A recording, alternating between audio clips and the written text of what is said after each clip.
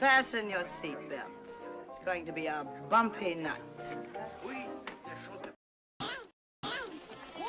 But tell me, Eddie, is that a rabbit in your pocket or you're just happy to see me? Hello, everyone. As you can see from the background I changed for this movie, we are talking about one of pretty much our favorite movies, I would hazard to say, of all time, and that is the Boondock Saints from 1999. It made the top movie for that year when Steve and I did the top 10 90s edition, like a top movie per year, and it was a top movie for me that year because what can I say other than it's like pure friggin' awesomeness. And it yes, got I know gypped Troy out of a Duffy. theatrical. Yeah, Oh, I know sorry. Troy Duffy to an extent is crazy, but if you think about the plot, if you actually think about the bare bones of the plot, where two brothers think they're on a mission from God, essentially, they're given divine purpose from God to kill bad guys. On the surface, it's like, yeah, that's a one-way ticket to a loony bin, pretty much. But it works. It actually is believable. It actually is believable, pretty much. And it got gypped out of the theatrical release because of Columbine. Yeah, so it got a limited release, but it became it's sort of like how movies become cult classics. It very much developed a cult following because of word of mouth, following like DVD sales and things like that, and because of the popularity spawned from people who were able to see in theaters, and then subsequently word of mouth, people bought rented the DVDs or rented the movies, watched it, and like so loved, I would say universally loved amongst basically the Boondock Saints fandom, that a sequel was spawned about 10 years later, which we'll be talking about next week, as you can see from the posters on my wall. Boondock Saints 2, All Saints Day, pretty much. So, before I introduce my normal co-host, Orange at Reviews, and say hello to the chat, this is a movie that, according to the trivia, the use of the word fuck is, and its derivatives, is said a total of 246 times. Alright, and for those who either have not recently watched the movie or so forth, here is an example of said use of the word and its derivatives. What a fucking idiot!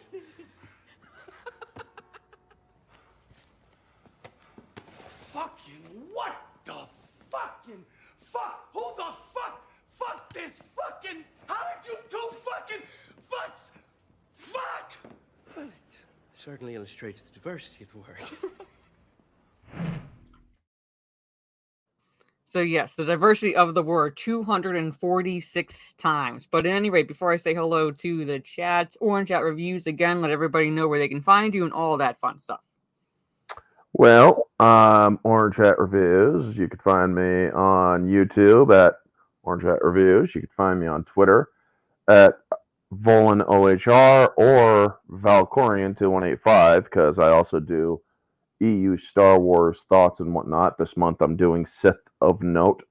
Been going old school with the original Sith at right now, and will eventually be progressing to current. I do movie reviews on my channel. I do entertainment news. Tonight I did one on how the British government seems to think that reading Tolkien and C.S. Lewis makes you a right-wing extremist. So yeah, that's odd. Also, I do guest choice reviews. Oh yeah, I know you're probably going to do a video on that, Mara. Or I might talk about it tomorrow, but yeah, I'm like, oh my god. Also, I do guest choice reviews, which I bring on people they get to choose the movie, the time, and the date. Mara went on that. We did Hot Fuzz, and we had a fun time on that one. We also did a discussion on this movie during my mystery reviews back in August of 2021. So it's fun to come back and discuss it on her channel. Mm-hmm. So yeah, and I also create GIFs on Giphy. So if you want to find all my links, just go to any of my videos and go to the description. You'll see all the links are right there. All right. Yep. And so basically, I was talking with Orange Hats backstage, basically. So rather than, we will be here forever if we go through the entirety of the movie, pretty much. So how we're going to structure it for this time is we're going to be talking about the characters. So we'll be talking about the brothers, obviously. Paul Smecker, Rocco, basically the group of three, the McManus brothers and David Della Rocco. Paul Smecker connecting the one group of three to the other group of three, and that is the detectives, Duffy, Dolly, and Greenlee. Pretty much, if you think about it, it's kind of mirroring each other almost in that sense. Obviously, talking also about Il Duce, Billy Connolly's character, as well as the bar owner. Now, for those who do not know, Doc, basically, if anybody has seen Fraggle Rock, he was the old man.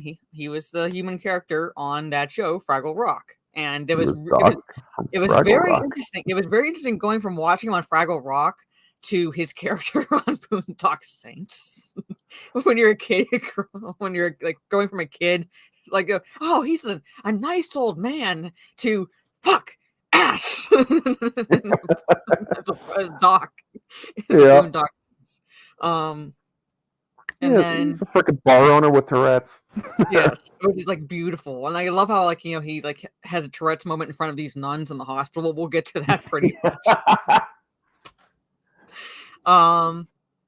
So we're talking about him, and then we'll also obviously talk about basically the crime families involved, in particular the Acavetta family, because they have a connection to Rocco's character and how he becomes instrumental with the brothers, not just being the brothers' friend, essentially. So we're going to kind of talk about the characters, and then we'll go into the overall plot as a whole, maybe touching upon some scenes as well as trivia. And otherwise, we'll be here forever. And we're already, going to be here forever with me talking before I go say hello to the chat. So from the top, I see Ms. Martin Uses. Hello. Gravy D. Hello, lovely Mara. Orange Chat and Chat. He who lives in a glass house sinks ships. Yes, something like that. Something like that. And he's also like just mangles these proverbs pretty much. He just mangles them. Penny saved is worth two in a bush, isn't it? Yeah, pretty much. It's like my favorite is, why don't you make like a tree and get the fuck out of here? Get the fuck out of here. Yeah. Oh, and don't cross the street if you can't get out of the kitchen. Out of the kitchen, yes. Trey, what's up? This movie slaps Doc as the best character. I love every character. I love every character to an extent, pretty much. They all, in their own way, work. This film was like shot in like 32 days. It was a script written by Troy Duffy, and it's like who'd never written a script before. Pretty much, like you would. I mean, it's not exactly Lawrence of Arabia level of cinematic mastery, pretty much in terms of like script writing, but like you would not think that he had never written a script if you watching this movie, pretty much. So this was like Troy Duffy's brainchild, and it stemmed from the trivia I've read. It stemmed from him like being disgusted seeing a drug addict taking money from a corpse across from his. So, because he worked as a bouncer at the time, pretty much. So he like became so disgusted with that he actually sat down and wrote what became Boondock Saints. So, Corey, hello. Mr. Anime, hey Mara, just got back from getting my tattoo done. It's Revy from Black Lagoon. Revy is my normal background when I do live streams. It's changed for the Boondock Saints discussion stream tonight, but yeah, I know Revy. She's like pretty much my bae in anime. And also Boondock Saints is a personal favorite movie of mine. Mine too. So you can see right there.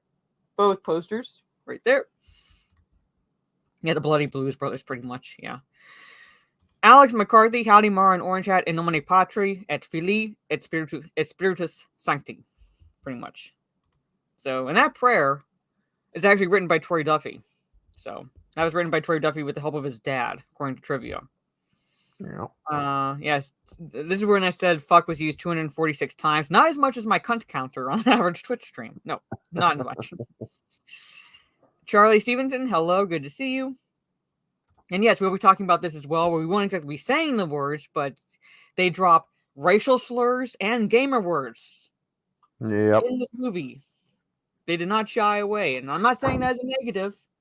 I'm not saying that's a negative at all, because I love this movie, but yeah, they do not shy away. This is like the most anti-PC movie in existence, or pretty much. It was made to piss. Well, let's just say that if the SJWs existed back then. It was made to piss them off. Yeah, because well, it wasn't a deleted scene. It was more or less kind of like an extended scene because the scene itself is shown in the credits during the music, so you don't exactly get all the scene. But he actually calls out PC bullshit in one of the opening scenes. So yeah, we really should discuss that scene just enough of it because it's perfect to discuss because it's we love calling that shit out. Yeah. I wish I could play it in its entirety because you can find it on YouTube. I believe you can find that scene on YouTube, the scene we're talking about. Yeah, and it so fits the frustration people feel today. And this movie made was like 1999, so like 1999, so 24 years ago. It's almost as if Troy Duffy knew the future. Yeah, pretty much. Like he was ready. Like he saw the writing on the wall, and he saw where it was like we were heading. Motherfucker, these guys are gonna drive me nuts. His ex-wife is in this movie, in the credits.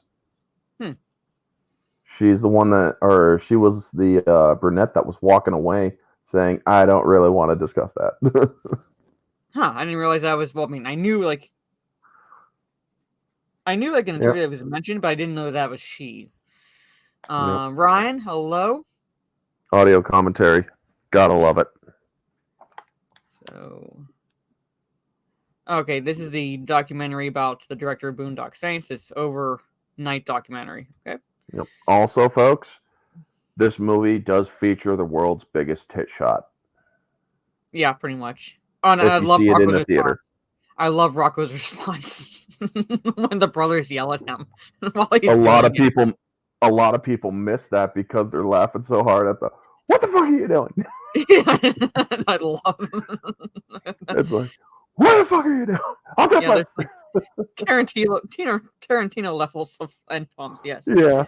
Ingram, but they didn't think about PC back then. The only concern was making a fun '90s film. Yeah, but I'm saying like they didn't have concern about it back then. But like if you look at the one deleted scene we're talking about, well, let's go into that now, pretty much, because like I said, it's not exactly like they were concerned about PC, but it's almost as if Troy Duffy was prescient when writing this movie, and in this scene in particular, and that is one of the opening scenes. It's during the credits.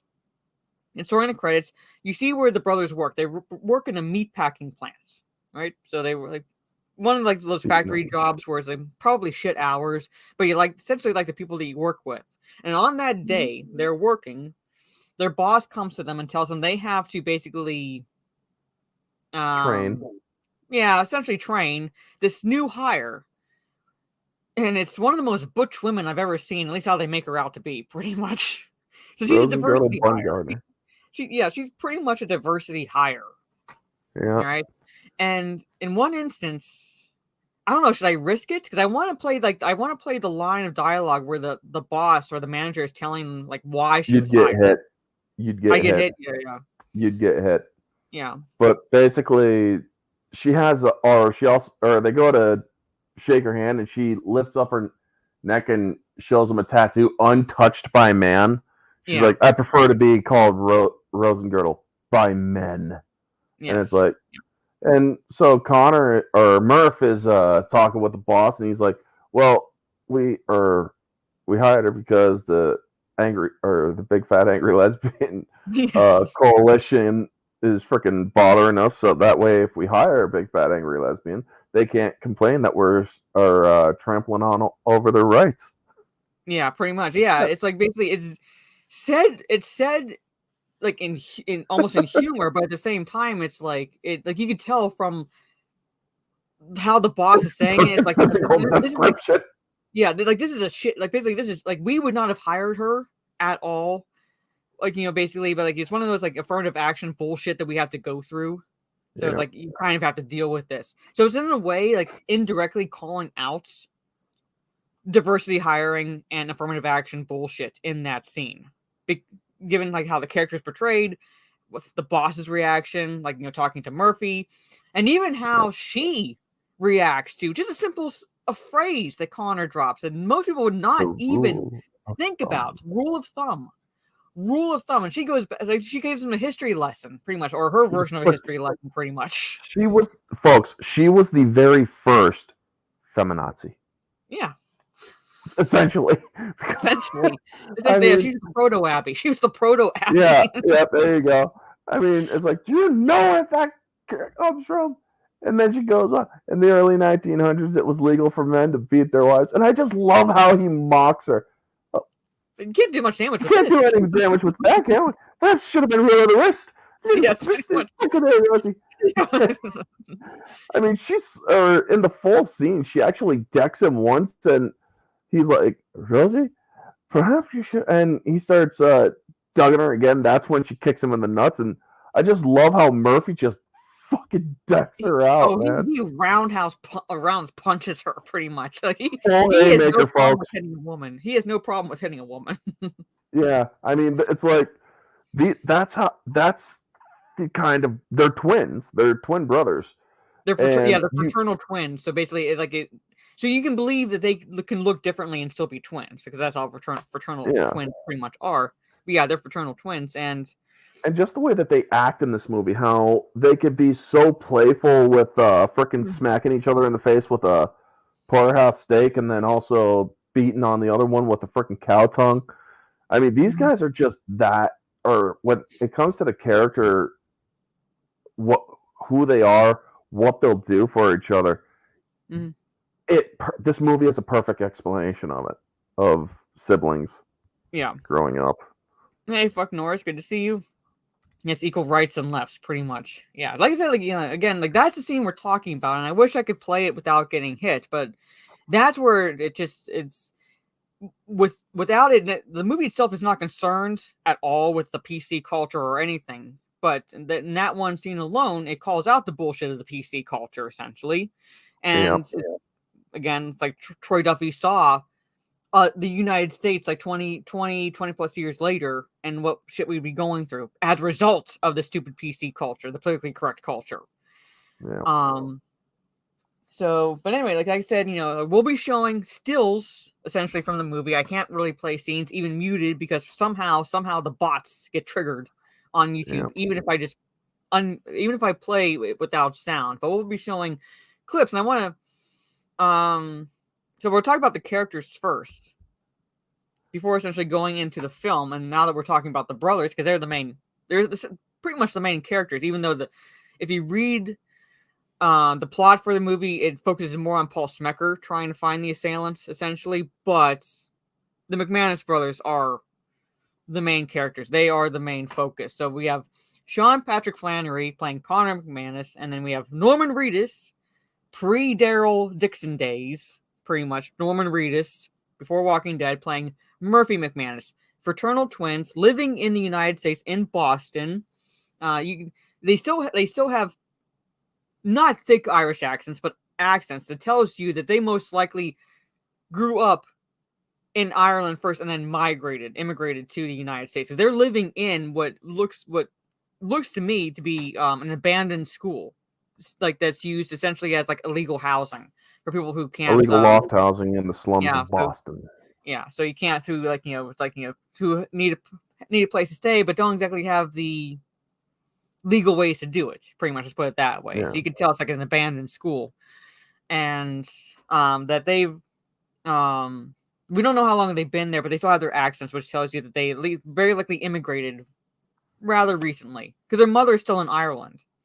There's another deleted scene that again I wish I could play because the mother character was actually supposed to be in the film, and her scenes were shot, but were ultimately cut from the final editing process, pretty much. Mom calls from Ireland, folks. Yeah.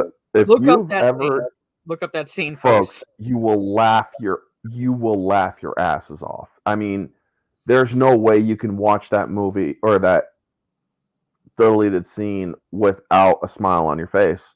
Yes. I found your father's old gun. Yeah, watch it right after the Rosen Grill scene because there's you get the whole context. The whole context pretty much. So watch those two deleted scenes back to back pretty much, and it's hysterical. Because she was supposed to be in it, and like I said, I wish that's basically that's without telling the audience is what I appreciate. Without telling the audience, you can gauge you can gauge based on like how the brothers are interacting with people, how long they most likely have been in the United States, and so forth. And they weren't born in the United States; that most likely they were born and lived for at least a chunk of their childhood, or probably into young adulthood, in Ireland, because they speak Gaelic. Because they actually, there's a scene where they're talking to Paul Smecker, and the first thing, and before they answer his questions, they speak Gaelic to each other because they don't know they can trust Paul Smecker. Well, yeah, it's also guaranteed to be a language that nobody in law enforcement speaks unless they came from Ireland. Yeah. However, small trivia for you folks: if they would have done that in New York, chances are they would have run into a cop that does speak Gaelic. Yeah, pretty much. Because so it's like watching the classic. It's like watching the classic movies from the 40s and 50s. About every cop had an Irish name. Yeah, in the movie set in New York. About every fucking cop had an Irish name. So it's I almost like Blue Bloods. Yeah. Yeah, Defoe is a co-lead. Defoe is a co-lead. I'm saying, like, if you read, yes, if you look up like the premise of the movie, it essentially talks about Paul Smecker trying to find the assailants, but really they're like all like they're both like the McManus brothers and Paul Smecker co-leads. So the focus is McManus brothers and the Smecker trying to find who's committing the crimes. Like, because Smecker doesn't find out, he doesn't put the final piece of the puzzle together until later in the film. Also, if you look at the Boondock Saints poster, or one of the main cinematic posters, his face is the biggest freaking face on it. With the brothers in their in the pose in back of us. I mean, it's like that is their thing. I mean, every cop or pastor is Irishman. Shocked, right? Shocked. I mean, speaking of pastors, I mean, this movie does have an important beginning where you hear Il Duce, or Il Duce is heard throughout the movie. Yeah, reciting. Well, you find out it's Il Duce, but it's like Billy Connolly's voice, and he's narrating parts. He's reading biblical passages. Yeah, the first one is from the book of Genesis, or about, or taken. He is essentially citing chapter and verses of things that, or of different parts of the Bible, specifically Old Testament, of where their family's philosophy comes from. Yeah, and I also love how the story, or because this is important, the real story of Kitty Genovese. Yeah, that's what I was going. Because I was going to tell the chat. I don't know if anybody in chat realizes it, but the sermon the pastor or priest goes into, because the little trivia, the beginning scene in the church is not actually a Catholic church, because all the Catholic churches refused to allow them to film anything in their sanctuaries because of the premise of the movie. So that's a Lutheran church that they're filming in, which is like, hey, at least the Lutherans were kind enough to do it. I was raised with them. We're like, fuck it, it's coming in film. It's coming in film. But that's a Lutheran church. But anyway, the priest brings up Kitty Genovese, and it's an actual story. It's actually something that actually happened in like March 13th, I want to say, like 1964. So about 35 years before the Boondock Saints comes out. So it's like an actual, like, true crime like story. So if anybody that doesn't know about it, she was stabbed to death. Kitty Genovese was stabbed to death pretty much in broad daylight by a man. In full view of the public. And no one called the police. At least not until it was too late. She ended up dying from multiple stab wounds. Because the guy I believe left and came back and finished it, because no cops had been called. So he came back and finished it. There was multiple witnesses, but no one called the cops. Now, like, I guess there's like a false kind of story around it going around that people turned their backs on her, which was not the case. However, it developed the psychological term bystander effect, meaning that the larger the group is, the less likely someone will take charge of the situation, pretty much. So most of the people who saw it there were multiple witnesses. either didn't want to get involved or assumed falsely that someone else had called the cops. They were like, I'm not going to get involved. Someone else is going to do it. Pretty much. That's the bystander effect. Also, a fun fact: this movie does have some parallels, especially with the Kitty Genovese story, to a book written by Dean Koontz called Twilight Eyes. There's two characters. Yep, there's two characters in there that go on a killing spree, but they're killing goblins instead. Mm-hmm. But yeah, they also use the Kitty Genovese story as justification for doing it. So, yeah, no, they video and post it pretty much, yeah. If I could talk with Troy Duffy, if I could actually get him on my channel one time or sometime, I would actually ask him, have you ever read the book Twilight Eyes? Because your movie... No, I need to watch a documentary. Similar. I need to watch a documentary, but I've not seen the overnight one. So, because here I'll show like the shot. I basically, like I said, I have to show stills from the movie, from the film because I can't play it. Like this, like where I say, like this is a Lutheran church, and that is one humongous, crucifix. Yes, and I love how they allow them to go right up and pray at his feet. Yeah, because that's a guest priest there, delivering the prayer. I'm not sure. Like this is supposed to be a Catholic ceremony, so I'm not really sure how Catholic ceremonies is supposed to be. Because I was raised Lutheran, but he's delivering this prayer before the main pastor, the actual priest, delivers a sermon.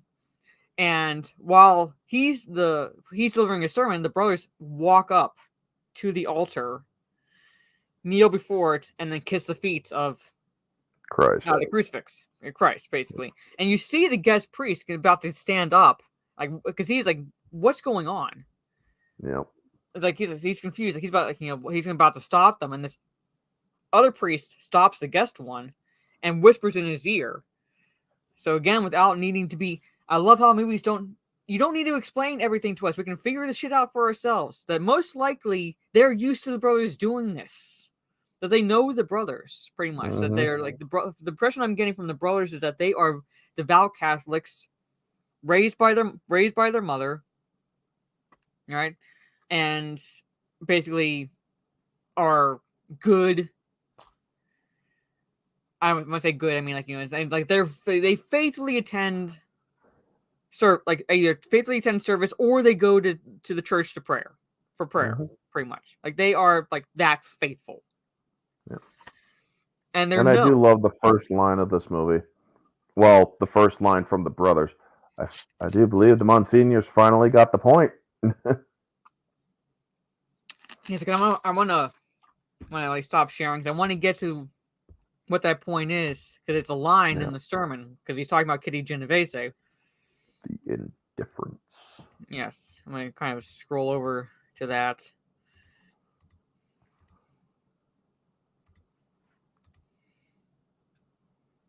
Now we must all fear evil men.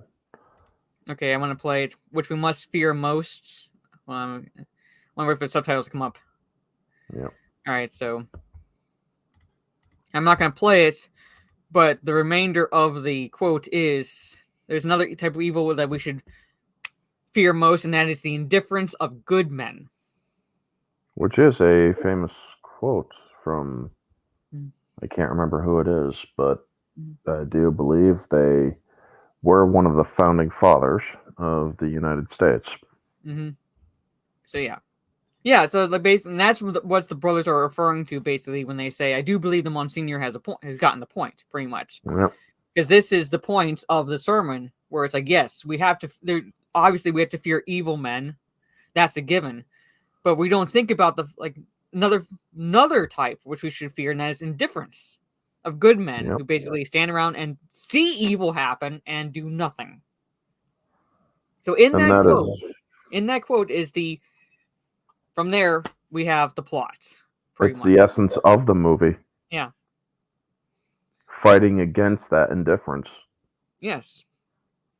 And that we'll touch when we talk about talking about the characters, and when we get to David Della Rocco's character, because there's a key scene when they're talking around the table and they're going into why they're doing what they're doing.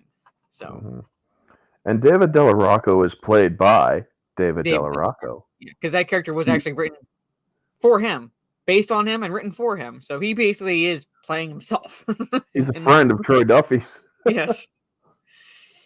There's actually a little bit of trivia I read where there was a bar, and there was this woman that worked at this bar that Rocco really liked, but she was a huge fan of Willem Dafoe, and since Willem Dafoe was in the film, Rocco thought that I can get Dafoe to come to the bar, pretty much and I remember hearing about Dafoe that. came went with him to the bar. The woman got all excited, like, "Oh my god, can I have your autograph?" And Willem Dafoe, this is smooth operator, pretty much Willem Dafoe status, where he's like, "I'll give it to you if it's okay with Rocco." Yeah, I do remember hearing about that. That's also in the commentary too. Yeah, it's so yeah, dude. That's the kind of person that Willem Dafoe is. He works with them, but he also behind the scenes and off camera, he fucks around with everybody too. Mm-hmm. I mean, Smecker's introduction to this movie is just so fucking great. It is a shame that this movie didn't get a theatrical release, because they actually were planning on releasing it in theaters, but then Columbine happened and the movie or the studios all freaked. They're like, we're sorry, but we can't release this in theaters right now. Yeah, so they panicked But somebody leaked it out on the internet, and it became one of the most pirated films of that year. Mm-hmm. And Troy Duffy's like, you know what? I don't mind. My movie got out, and it developed what cult classic status, and that's the wonderful thing. Mm-hmm. But yeah, man, if ever that movie deserves an award, it's for character introduction to Paul Smecker. Yeah, so I don't want to seem like we're exactly skipping over the brothers, but really I'm not saying there's not a lot we can talk about the brothers, but more or less it's their interactions with each other, with Rocco, and then ultimately with Paul Smecker is really where we get a feel for the personalities of the brothers. They basically, on one hand they're similar, and on the other hand they're different. So you see how they interact in each scenes pretty much. I feel gauging from basically scenarios where I would gather that Connor is probably the slightly more serious of the two, but they still have that similar wavelength in their thinking. Pretty much. Murphy's the more serious of the two. All right, Murphy. Sean Patrick Flannery is Connor. Murphy is Murphy, pretty much. Murphy's the more serious of the two. Yeah, but they have that similar wavelength. Yeah. So you can get you get that feel just based on their interactions with other characters. Yeah, the scene where they get their weapons. Charlie Bronson's always got rope. Yeah, I mean, he's like, "What is this fucking movie? This ain't a fucking movie." "Oh, is that right? Isn't that right, Rambo?" Holding up the fucking knife. Yeah, pretty much. It's like, all right, get your stupid fucking rope. Yes. That scene I love, but basically speaking of Smecker. All right, again, specifically written as a gay character, but was never made a big deal about it. It was more or less to show the evolution of the character and how the fact that he was gay became a non-issue, because he certain. He was the most anti-gay character ever. You see certain looks from the detectives, like, oh boy, yeah, we know. He puts his hand on one of them, and Duffy nudges Dolly. Yeah, and it's like, oh shit, man. Yeah, we know exactly what this dude's all about. Yes. But that scene is I love how he comes onto the scene, because we're first introduced to the three detectives, Dolly, Duffy, and Greenlee, pretty much. And Greenlee is, of the three, the comedic relief and the pretty much the punching bag of Smecker. He becomes a punching bag of Smecker in a sense because and you get a feel for these characters. And Greenlee's going through his theories about what happened. And this is another thing I love about this movie is where it's not completely linear storytelling. Because what it'll do is it'll show like right before something happens, it'll fade out, and we get the aftermath. And that's generally the scenes where you see Smecker and the detectives trying to piece together the puzzles for like what happened in the said scenario, pretty much. And then you get the flashback of what actually happens. So when we're introduced to Greenlee, his theories are like a really big guy came around and like beat up these two big Russians, pretty much, in this alley. So these two are beating the shit out of each other, right? Yeah. What the fuck? And I love how the chief is about to stop him, but Paul stops the chief, and he's like, "No, let him go. Let him go." Yeah. Yes. And he's waiting for like the two theories from Greenlee, pretty much. Huge guy theory and a serial crusher theory. Yes. Top notch. Yes. And I also love like when Greenlee asks like who the fuck do you think you are? And all like Smecker does is flash his FBI badge, like this is who the fuck I am, pretty much. Yeah. And you know that it's like, oh shit. Yes. So, and like I said, like Willem Dafoe steals every scene he's in. He steals every fucking scene he's in. Like when it doesn't matter who's in the scene, even if it's the McManus brothers, you're focused on Willem Dafoe. You're focused on. I don't care who you. I like you can like anyone can deny it all they want. I'm like, no, you're focused on Willem Dafoe in that scene. I mean, he has a brand. He has a way of saying like the humorous lines that like just feels natural. Like when he's talking to the brothers, and the one cop comes in and goes, because the brothers ask him if they can stay in the jail in the jail because they don't feel safe, like basically going back out. Yeah. And the cop like initially says it's going to be all right, but then turns to Smecker and goes, is it going to be okay? And Smecker just goes, we'll have to ask your mom, but it's okay. But it's okay with me if your friends stay over. And like, sleep over. Yeah. It's like, because the cop's so fucking excited about it. It's like, yeah, I know. He's like watching his cop. And you see Smecker, he's looking at him like, like, oh really? Really? Yeah, pretty much. I mean, I love how he fucking tortures Greenlee. I mean, Greenlee's freaking like, or he's like, why don't you get me a cup of coffee? Dude, what the fuck is this? I gotta fast forward to one of the lines I love from Smecker to Greenlee. Yeah. It's after Smecker pieces together everything about what happens in the alley. Yeah. I gotta find. And it's when they find the brothers' room. Cafe latte, twist the lemon, sweet and low. Yeah. Just fucking, Chief, what the fuck is this? Yes. And he like leaves. This is one of my favorite lines, is when they're looking into the brothers' room and they realize where the water is coming from. It's like, we'll start the ass kissing with you. And he kind of like thumbs back. Yep, and freaking Dolly, the one on next to Greenlee, just kind of moves over to the side a little bit. For those who maybe have not recently watched the movie or haven't watched it, Dolly from left to right on your screen watching this is Dolly, Smecker, Greenlee, and Duffy. So the three behind Smecker are detectives, right? So they're basically Boston detectives. Now, to be fair to them, all right, they're not stupid. They're not exactly stupid in a sense, but because you have to have some amount of intelligence to go from a beat cop to a detective, because you have to and things like that. So they're not stupid, but compared to Smecker,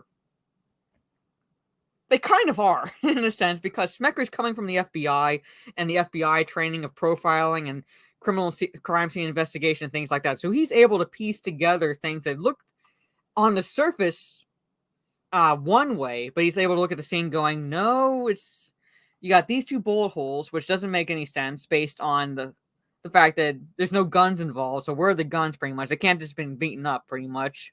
Yeah.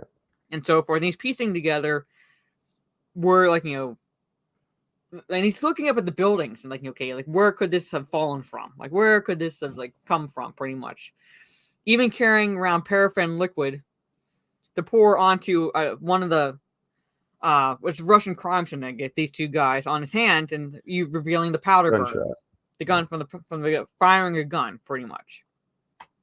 The original method for testing with GSR, gunshot yeah. residue. For those who don't know. But I love it. He's also, while he's doing this, listening to opera music. Yeah.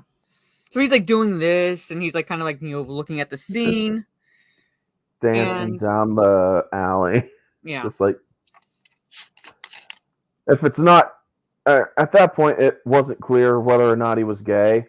I mean, that was your first hint. Yeah. Because the dude is seriously just lolly into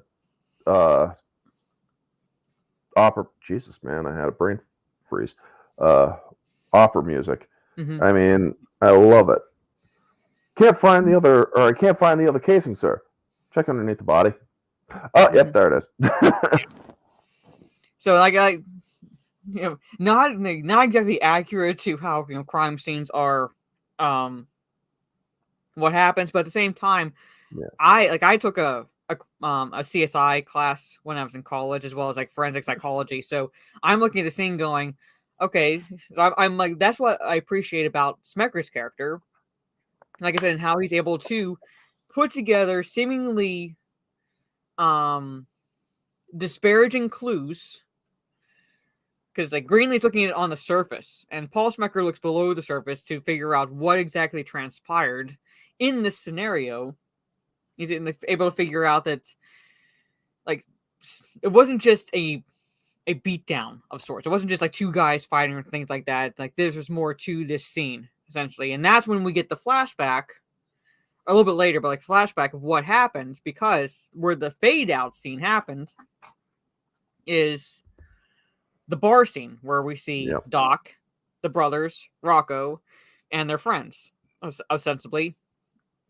And we discover Doc is... The Russians have been buying up buildings in the neighborhood where Doc has his bar. And they won't let Doc renew his lease. Nope. This scene also had one of my other favorite lines in the movie, and when the main Russian in that says his name is Ivan Chekhov. Ivan Chekhov. And Murphy's like, Chekhov. Well, this here's McCoy. We find ourselves a spot. We got an away team. Ourselves an away team. Yeah. Yeah. I do like Rocco's joke, because he's like, yo, Boris, what would you do if I told you go call me mother? And I mean, this is the dude, and the dude freaking slugs him, and I mean, it leads to the whole reason why those guys are in that alley. I'm also surprised that Doc actually let Connor and Murphy do what they did with the Russian on the bar. It's like, dude, no, I could lose my fucking license for... He could have lost his license for that just by itself. Yeah. Because he gets tied down, folks, and they light his ass on fire with Irish whiskey.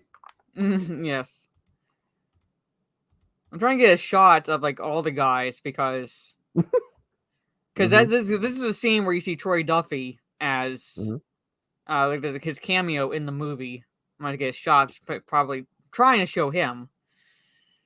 And this is also a scene, like the bar scene, where you see like the brothers know Russian, because Connor actually speaks to the three Russians in Russian. Something like, yeah, you shouldn't have done that. And then Murphy says, nothing else in Russian.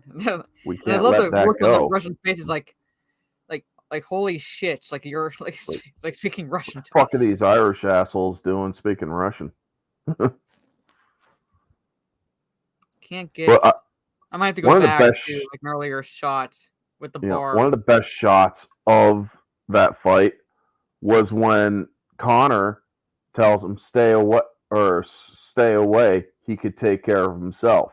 That's another great thing, because these brothers know each other so well that they know he's like he doesn't need help, just so stay away. He can take care of himself. Pulls 2 bottles, bam, bam. It's like Yeah. whoever that this is was the, should never have gotten up. the fight scene, but these like basically the guys, and Troy Duffy is the third from the left. He's the one in overalls, right next to Murphy. Yep. So you have Troy Duffy, then Murphy, then Rocco, then Connor. So like those. So the Can your three main ones are the cameo from the director, and there's Doc, the bartender. Like I said, who, if you grew up watching Fraggle Rock, was the old man on that show. So I guess it was like it was a very night and day scenario for like me growing, like, you know, as a kid growing up on Fraggle Rock, and then like years later watching Boondock Saints, going, "Oh, that's the kindly old man from Boondock Saints," and hearing "fuck ass" from this old man. Like, and then you're like, hey, what the fuck? Yeah, well, that's But yeah, if you can use your mouse icon, you can actually point to him. Does it show up? like on here, do you see it? Because it Yep, kind of like you can. Yeah, right it here. shows up. Yep, that's Duffy right there. Right there. So that's Duffy, and then there's Murphy, Norman Reedus, David Della Rocco, and Sean Patrick Flannery as Connor, Doc. So these, like, basically, you don't know much about the other guys, but you can get a gist again without being told that these guys have known each other for a long time. They, like, you know, they're hanging out at the bar, they're laughing. It's St. Patrick's Day. That's when the movie starts. Is St. Patrick's Day. Everybody's Irish tonight. Murphy says, you know, like, everyone's Irish tonight, pretty much. Yeah. When the Russians come in.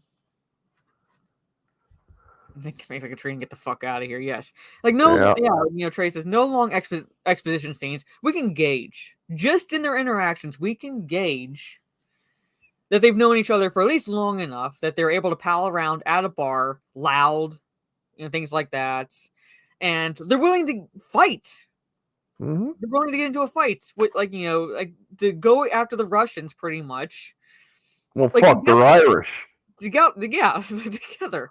There's, like, I don't know if you've ever watched the Golden Girls show, but there was a line that I loved, which I don't think would exactly fly today. But it's Jerry Orbach was a guest, I guess, a supporting character in one of the episodes, or a few of the episodes, and he was talking about growing up Irish. Like when he was a kid, and how one side of the street was Irish, the other side was Italian, and they take turns beating each other up to and from school, pretty much.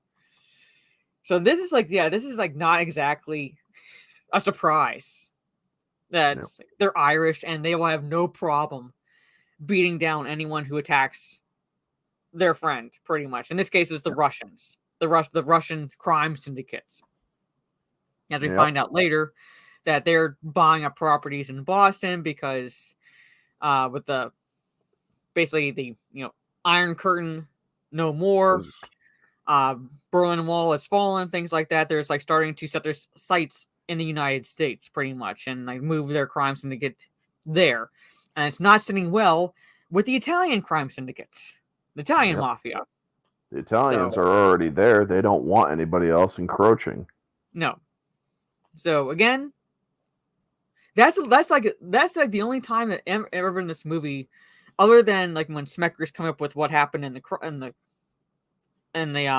crime scene investigation, where we get any really amount of true exposition, because we're not really, like, you know, we have to be at least have an understanding of where the crime families are coming from.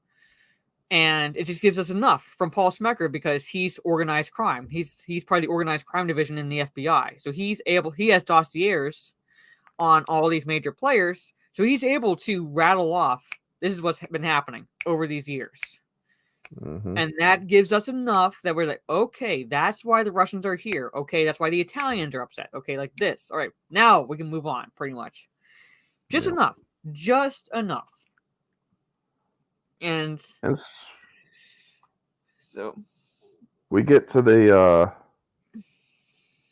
after they find out, so Doc shows up at the hospital because that's where the brothers are, and because the cop told him that they probably went to a bar called McGinty's, and so Doc shows up. He's like, an FBI agent came by the bar. He stutters a lot, or he's a stuttering he's studying Tourette's. He's like, Yes. he gave me his. Oh, he fucking gave me this. Yes. Fuck! Ah! And that's In when front you of see the nuns. nuns. Yeah, in front of nuns. And also So, the and little cancer patient kid, too. yeah. Because the brothers are like, he wasn't talking to you. So, like, Yeah. He's a bit. but also, like, that there's a level of trust like the brothers have with Doc because we find out later that's what's in the bag is what they basically took off the Russians that they Yep. ended up killing as like their guns, their jewelry, their money, Their things money. like that, and like, they're giving it to Doc. They're literally trusting this man, Just hold on to this for us. to hold on to And this. right. Yep. I mean, that's the thing, folks. If you're in the right families and you're in the right neighborhoods and you develop a friendship with people, especially if they're Irish, man, loyalty. Mm-hmm. I mean, Kitty Genovese, people won't freaking speak, or people didn't turn in the guy there. But if it's Irish and you're looking out for each other, they ain't gonna roll on you either. No, because that's also again like another impression you get when the brothers are talking to Smecker in the jail because like someone must have talked like like did someone talk and they're like and the other brother's like no, not in our neighborhood, no one would talk. Yeah. No one would talk. Nobody talks to cops ever. 100% Irish. Yeah, and they're saying this and Different languages. I love that scene because like one will say something in one says something in Italian and like then Italian. Yeah, so basically it was French, German, Italian. So I think it's French, Spanish. Italian, German, then Spanish, pretty much, because like they're going back and forth in dialect. So basically, they're having conversation with each other, speaking 4 different languages at least. Yep. On top of knowing Gaelic and Russian, so they pretty much know, from what we can tell, 6 languages between each other. And that tells you right now, and as good as Smecker is, just by him observing them, you can basically understand that he knows that these guys, are way more than what they pretend to be. Yes. So, $2 super chat from Albert. Thank you so much. I love the Saints. I love them too. Yep. So got the posters right there. Yeah, they speak Gaelic. Yeah. I wouldn't necessarily say that they traveled. Like they dropped the line that their mother insisted that they know other languages. Like they said, our mother insisted on it. So my guess is their mother made them take language courses while growing up, or at the very least, made them study languages as they were growing up. Yep. This is the scene we're talking about. I'll fast forward a little bit, where they're talking to Smecker. And another way that tells you that these brothers will do anything for each other. There's a reason why Murph has bands around his wrists at the hospital, because he was cuffed around the toilet and he yanks that toilet out, and they actually showed a shot with the blood. Connor did. And he yanks the toilet out. Again, I wish I could play these scenes. Cut into him. Yeah, so we're not going to show like the hospital scene, but this is like the scene where they're being not interrogated, but they're being questioned by Smecker because they were involved in this scenario. They're not being arrested, but he needs to find out what exactly happens in this case. So you see the bands, the like wrappings around Connor's wrist, because when the 2 Russians from the night before tracked down where they lived, right? Yep. And had Connor cuff himself behind the toilet so he couldn't do anything.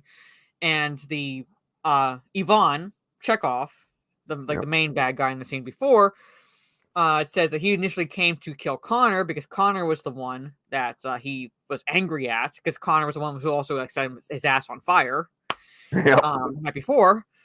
But instead, he decided to get back at Connor by killing Murphy. So they were going to take Murphy outside and execute him while Connor's up in their room, or their apartment, essentially, handcuffed to the toilet. And that's where we find out when Smecker is doing the crime scene investigation, he said there was check apartments where there might be water coming down pretty much. They complained about water leaking or so forth. Find out the water leaking was because Connor, because he's going to lose his brother, develops superhuman strength and yanks the toilet up. Adrenaline does wonders, folks. Yes, out from off the floor. It's attached to the floor. So he rips it out, which hence the water coming out and leaking into the 4th floor below.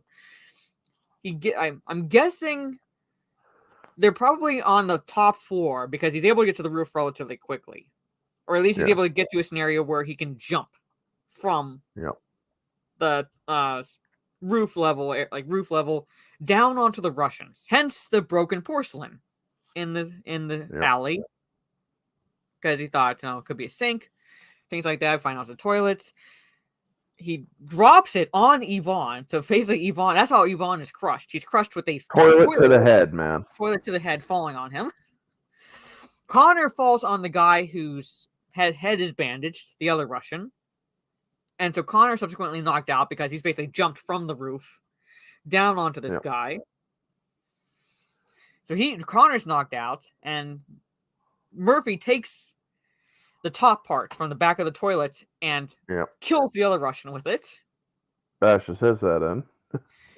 And you also see when how the bullet holes came to be, because you have Yvonne, the gun going off when he's hit with the toilet, and then the other guy's gun goes off and down the alley when Connor jumps onto him. Yep. And trivia for that scene is Troy wanted it to be believable that Murphy would be struggling at that point, because Murphy has to pick up his unconscious brother and take him out, get him out of that alley and away and to the hospital after he's rolled the Russians of basically all the belongings he could take off of them. And Sean Patrick Flannery was told not to help Norman Reedus.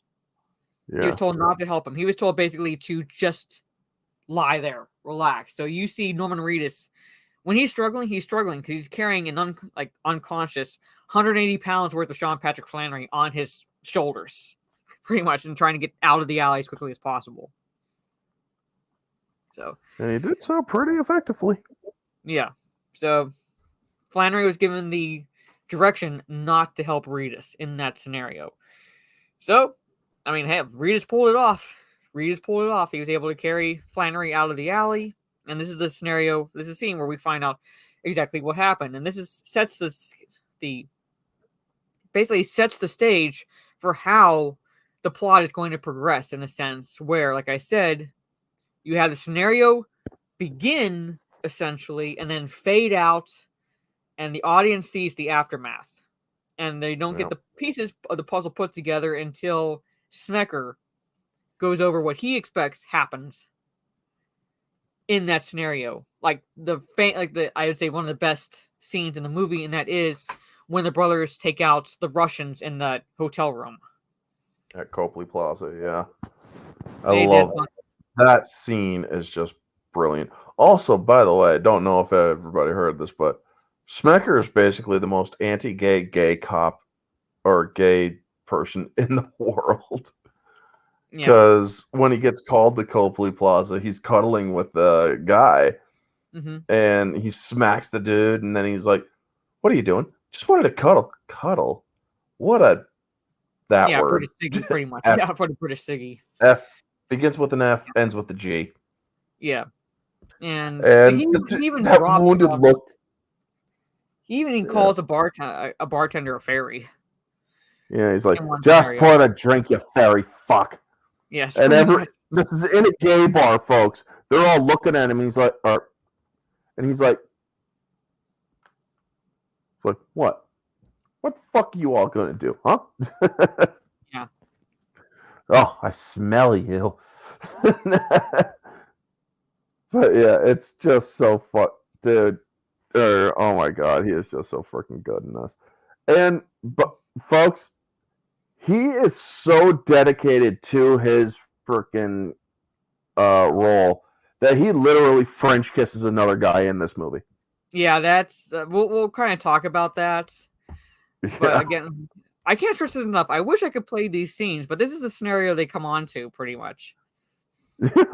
It's like a massacre, essentially, in this fucking the Cripple Project. slaughterhouse. Yeah. Yeah. And the trivia for this scene that I read is like Defoe was talking to Duffy about like the size of the room because he wanted to make like talk about where my movements, where should I go, and things like that. And Duffy gave him the direction to actually walk on the back of the sofa and do the river dance at one point. It's like, hey, like just do this. And like that'll help with the pacing of the scene and like the movement, so that way like we can get like you actually walking the scene essentially, without like walking around everything that's on the floor around the body. So he's able to move fluidly in that scene. Yep. And this is after the brothers have gone to see that Irish arms dealer, and that's all he's like. I think he's listed as just an Irish arms dealer, so we don't really know his name. Yeah. But they pay him off with what they rolled off the Russians. So the Russians' guns, their jewelry, and their money. And I love that. Like after they put the stuff on the table, the dealer's like throws them 2 bags, flips a switch, and goes, "Help yourselves." And it's like a kid, like a kid in a candy store, essentially. Like these lights come on, and all these guns are like on this like wall and things like that with the Irish flag, like full on. And there's a saying on that flag, folks, that's prevalent in the second movie. Where the wicked stand confounded, call me with thy saints surrounded. Yes. But the movie itself, without exactly being religious, is very like heavy with the symbolism, like religious symbolism, like with the passages from the Bible. That's that saying on the wall. That's not the right word, Mara, and you know it. It's symbology. Yes, I know. This scene also, again, like getting a feel for the detectives and things like that. And Greenleaf is of the 3 is probably the. I'm not saying he's not smart. He's the dumbest. And Dolly is second dumbest, and Duffy is. He has potential. Yeah, he's got potential. Yes, but it's like I just love that. Because Duffy's the one with the Freudian slip. Because Duffy's the one with the Freudian slip in this scene. Yeah, where he's talking about the target, and he drops the certain F word that the gamer word that we cannot say. The sig word. Yes, the sig word. And it's kind of Smecker kind of like the what man? The what man? Well, Freud was right. Yeah, like he's not exactly mad. He's more like the what man. He's like you want to say that again? Did you see the look on his face? Like, oh shit. He just fucks with them so well in this. He fucks with them so well. Yeah. I mean, so what's the symbology there? And symbology. Now that Duffy's relinquished his King Bonehead title, I see we have a new heir to the throne. Like he's like turns his sights on this Dolly. Symbolism. Yes. And then he goes over the the River Styx mythology with Quran and whatnot.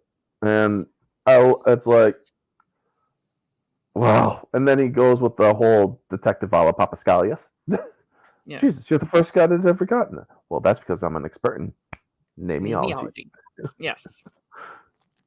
So, and I like again, like we get a feel for like the intelligence levels of these detectives, where it's like they're not exactly stupid, but of like if you look at like the 3 of them, Greenleaf's the dumbest. Next one would be Dolly, and then Duffy at least has some brains to him, because he was like he's able to come up with like sound theories of the 3. Yep. Dolly was able to figure out that there were 2 shooters. Greenleaf was like there are 9 guys, or something, like he just like he was the last to die. Was the first one they shot him at a downward angle. Excellent, Dolly. Or excellent, Greenleaf. They shot him at a downward angle. And you see, like I love how Smecker like just literally touches his head with these like the blood on bloody gloves, and Duffy looks at me like ugh. It tells us he was the last to die. Yes, and third, Dolly. It's like there were 2 shooters. So Duffy and Dolly were able to like piece it together enough that there were 2 shooters. And when Duffy basically asks what if it's one guy with 2 guns? It's like no, the angle's wrong because one guy would do this, like straight shots, pretty much. One cock his hands out like this, pretty much. So it tells us there are at least two. And you're telling me that one guy came in guy. here with 9 precise shots? No. No. So no, it had to be at least 2. Rope. Yes, and that's again the humor because it's like he's piecing together these scenes and like this is bad television. They came from the roof. This is bad television. Professionals don't do this shit. Pretty much. Little assault guys crawling through the James Bond shit doesn't work in real life. Professionals don't do that. And, then one thing you're gonna need your stupid fucking rope for. And again, it cuts to the brothers, and they're talking about what they've seen on TV. Essentially, like, you always have that one dude. You have that one guy that jumps over to Silva, and then you got to shoot at him for 10 fucking minutes too. Yes, yeah, pretty much. So it's like you have Smecker bringing up that it's bad television, and the brothers bring up the fact that what they see on television. They got it from bad television. Pretty much, they got it from bad television. Like, oh, what did they tell you? There'd be a vent here. Oh, okay, because the whole scenario is like this scenario here pretty much fell in their laps because they had the Russians beeper. All right, so this whole scenario fell in their laps. They didn't plan this exactly, but you could tell that their plans, like you said, stem from watching bad television. Yeah. Charlie Bronson's always got rope. Yeah, it's like just happened to help them, but again, it's and like. The whole reason they fell through the fucking vent is because they're fighting with each other. Like, yeah, because Murphy Charlie Bronson wanted to be getting us fucking lost. Will you fucking shut it? It's with the flashlight. They just start wrestling in the vents. And then they come crashing through the ceiling. They're tangled up in the rope because it's come unwound. Yeah, while the fat Russian's freaking just getting into this crescendo of his speech. Yes, and they're spinning around, and like the Russians are caught by surprise, and they're able to pull out their guns and just like as they're spinning, just like shoot the Russians. Yeah, and it's like, oh my god, dude! Like, so what do you think is in that little case there? Yes, and that's like kind of a perfect segue to, even though we've met him before, and that's Rocco's character. Rocco is an errand boy. He's he's called a package boy in the mafia, but he's pretty much an errand boy. He's the one who's told to, go here, do this, pick up this guy. Like, he's essentially an errand boy, and he's been with the Iacovetta family. They dropped that he's like been waiting for his big break for 18 years. Yep. So he's been around a while, like a long enough while to like again know who's who, where they'll be, and things like that, pretty much. So he's a litany of information, and he shows up in this scenario, and the brothers figure out that he must be here because he thinks this is going to be his big break. We gotta fuck with them. Yes, and I know I sound like a broken record, but yeah, like that scene where like we gotta fuck with them because because Rocco's showing up with a name tag Jafar. On his right, and he's like room service. So the brother's like, we gotta fuck with him. So they like drag him into the room, throw him onto the floor, and just start yelling at him. Pull out like he has a 6-shooter, and they're like, it's a fucking 6-shooter. What are you gonna do? Laugh the other 3 to death? Funny man. Papa Joe said there was only 2. In and out. So it look like there's only 2. Like, oh my god! And the thing is, you got to give Papa Joe Iacovetta props for this because it's like this dude is so fucking desperate. You know he's going to get his ass killed. Yeah. In this case, if it wasn't for the brothers. Yes. So this is a scenario that. They made Rocco believe that this was going to be his big break, but it's like more or less like, again, like, how when the brothers are talking to him later, that maybe you would have gotten the Fat Man. Like, that's like the primary target. Maybe you would have gotten the Fat Man and like 1 or 2 others, but you weren't walking out of that alive. So, like, in this case, Iacovetta is smart because in this case, the target is eliminated and the shooter's eliminated, so nothing could be tied back to him. Yep. So there's no one who could talk. The Russians aren't going to talk. They're not going to talk to police. If anything, they'll seek vengeance on the Yakavetta family, but they're not going to talk to police. So it's like, yep. So, and that's like for those who are just joining in. I played this clip earlier because I downloaded it so that way I could play it. But after the brothers have pretty much messed with Rocco and they let him up and everything, and they're laughing, we get this gem of a scene right here. Fucking idiot.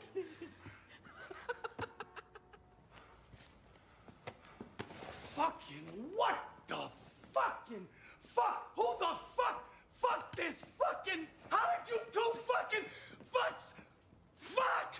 Well, it certainly illustrates the diversity of the word.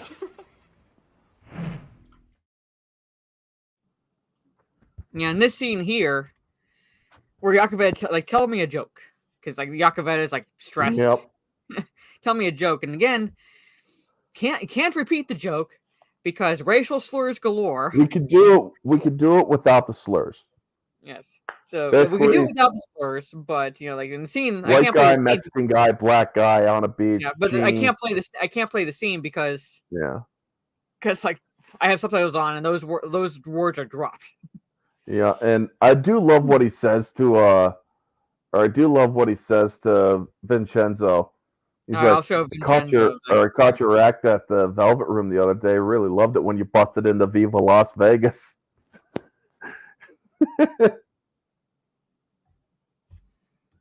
I mean, it's just so great. And then he tells them the joke. You're telling me all the black guys and Mexican guys are out of America? Yeah, well, I'll just take a Coke then. Yeah, I'll just take a Coke. No, the guy that plays Papa Joe Yakavetta does one hell of a great Italian accent. Yeah. He is the most proper Englishman in real life. That's a little bit of trivia for you there, folks. I mean, this dude sips tea pinky up. I'm trying to get a shot of all three so you see Yakavetta. Yeah. And Vincenzo. But Vincenzo, for those who have at least an idea of a certain industry, is played by Ron Jeremy. Okay, I'm not gonna be able. I don't think I'm gonna be able to see all three. Past porn king who just recently got admitted to the bug house. Yeah. Well, I mean, I'll show this still pretty much. But, this is a little bit earlier in the movie, but, again, we're introduced to the Yakavetta family, and Vincenzo is an underboss. Yeah. So I'm not exactly sure how the mafia works. I can only assume that means he's a second in command, or at least he's one of the bosses that doesn't have, so the big boss isn't dealing with anything, or doesn't have to deal with all the menace and all the subtlety shits. He's one of the people that everybody else has to go to. The only person that underbosses report to are the bosses themselves. Yeah, Rocco tried to be PC, and Vincenzo was the one that's the N word, or Yakavetta. No, Yakavetta. Yeah, yeah. Black guy. And like, yeah, that's what I meant. So Ron Jeremy. No wonder I recognize him. Yeah, see, at least a good shot of Ron Jeremy. That's Ron Jeremy, and I love Rocco saying, "I caught your act," in Vegas. When he broke out into Viva Las Vegas, because he does look like a fat pound his ass too. He grabs him and he's like this, and that's when Papa Joe frickin' just gets up yelling at the guy on the phone. Yeah. And all hell's Tell me one more. What? Yeah, tell me another joke. That's Yakavetta there. All right, so yeah. How'd you get that shiner, funny man? Yeah, it's so they're waiting for him because all you don't hear Yakovetta's not talking. He's just listening to whoever he's talking to on the phone, but he has his fingers right here, so you can tell he's not happy. Not happy. Yeah, I am ready to kill this motherfucker.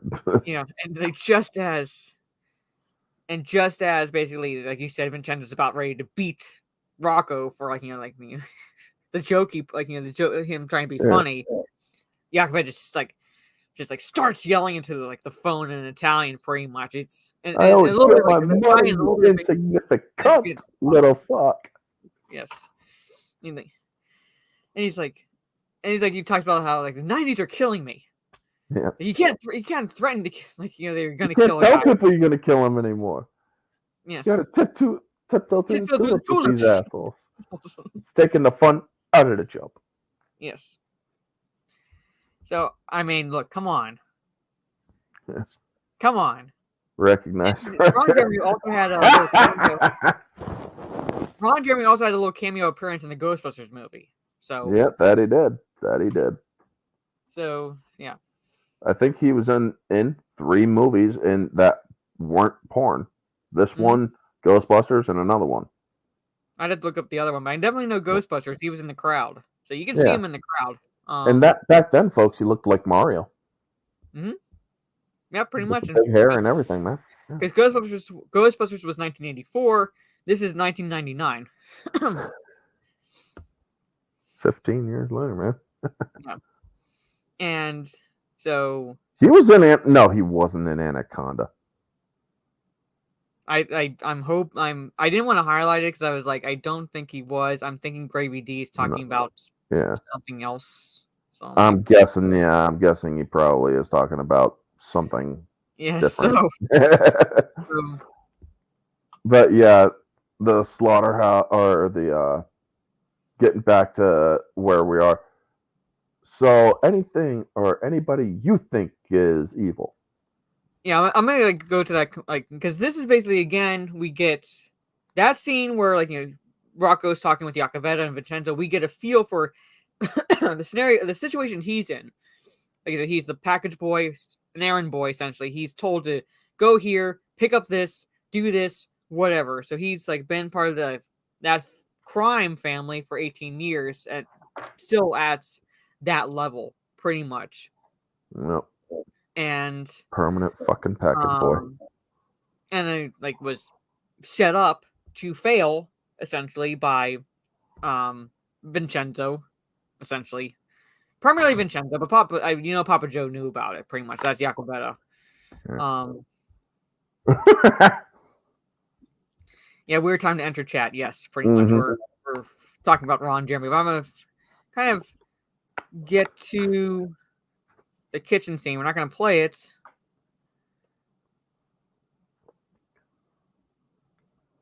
But it's immediately after the slaughterhouse scene. They're talking around the table. You want to know what I think is Psycho Rock? Yeah. This is essentially where them as the Boondock Saints, their mission really comes into fruition. Yep. And this is where I have a pause on this this part of the steam is where Murphy says we're like a 7-Eleven. We're not always doing business, but we're always open. Pretty much. So we're always going to be ready and able to dispatch anyone we deem as evil. Doesn't mean that we're always going to be doing it essentially, but we're ready. But their justification, you want to know what I think of Psycho Rock? It's decent men with loving families that come home, they turn on the news, and what do they see? They see rapists, killers, and child molesters, and they're all getting out of prison. Yeah.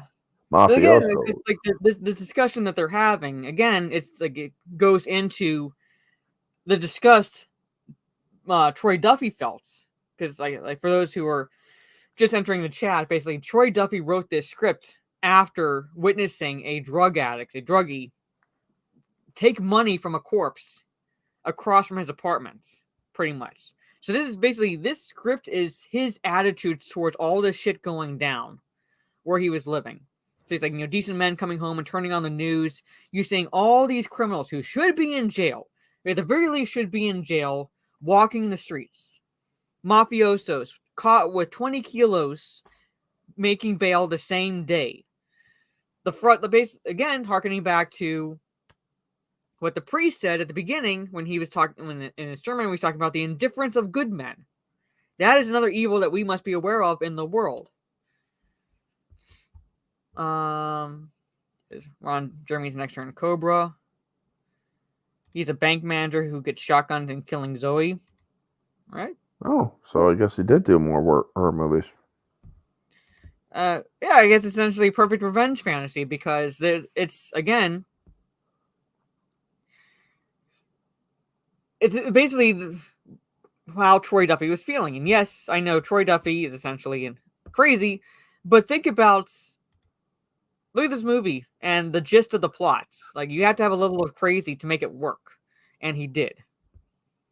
And he did pretty much. In this scenario, like I said, where the Saints, like kind of as a group, really come together because they're talking, the reason like why they're going to do it. They're speaking from the from the frustrations they see and decent Americans see on a daily basis and so forth in the news, and how shitty it is, and how they sometimes you just need someone just to take care of it because sure as hell the law either is going to fail or at the very least, it's going to be so much red tape that the law can't do anything in the scenario. So that's where they come in. And also it kind of goes into the end of the movie because I love how Troy Duffy ends the movie during the credits, and that is sort of the people on the streets questions, where you have the reporter going around asking people how they feel about the Saints themselves, and you get 50-50. Yeah, it's 50-50 essentially. I appreciated that because yeah, like it's very much pro what the Saints are doing during the movie, but at least it gives a perspective of how the people are viewing what the Saints are doing. Or sometimes the law is in on the crime. Yeah, so I'm saying it's like that's like you understand the frustration. You really understand the frustration. No matter how crazy Troy Duffy is, you understand where he's coming from. And he had a personal literally the personal situation happened to him, witnessing what a drug he was doing right across from his apartment, but still gave different perspectives at the end of the movie. When the brothers reveal themselves to the world, we are the ones who have been doing this shit. Pretty much, we've been the ones who've been doing this. You get the different perspectives from the people. Do they agree with them or not? And it's 50-50. And to be kind of honest, folks, to be brutally honest, look what's going on in the world today. Yes.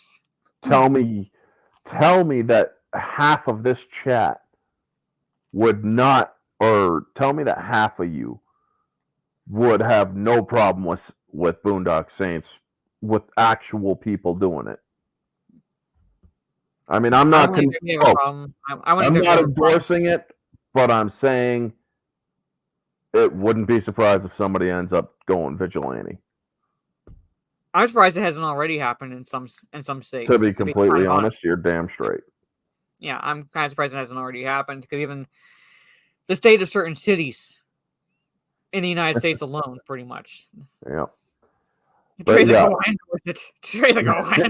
I wouldn't have a problem with the fucker. But yeah, but back in this, freaking Rocco got pissed off because the boys ruined his big chance, and was like, well, you could take credit for that. Yeah.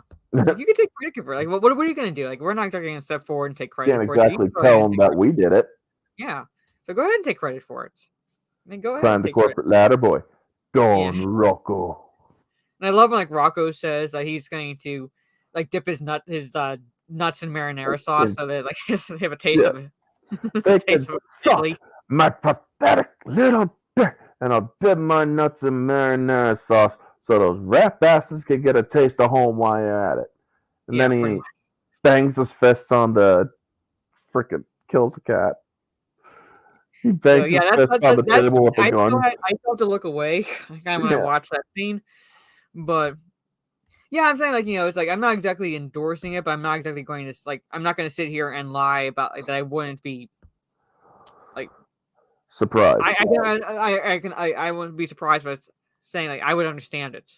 Yeah. I'm not endorsing it, but I would understand it. We're close to it anyway, folks, believe it or because of the laws protecting criminals too much. Yeah. Hey, Abomination.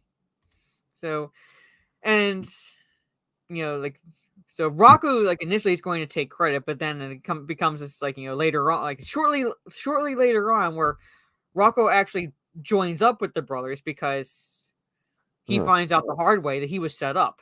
to fail at the sweeps. Because like Connor's pointing out, like 9 guys, 6 bullets. Like Yakavetta had to know how many guys were there. Like your bosses had to know how many guys were there, and they like send you in with 1 gun with just 6 bullets. There's no way that you were leaving.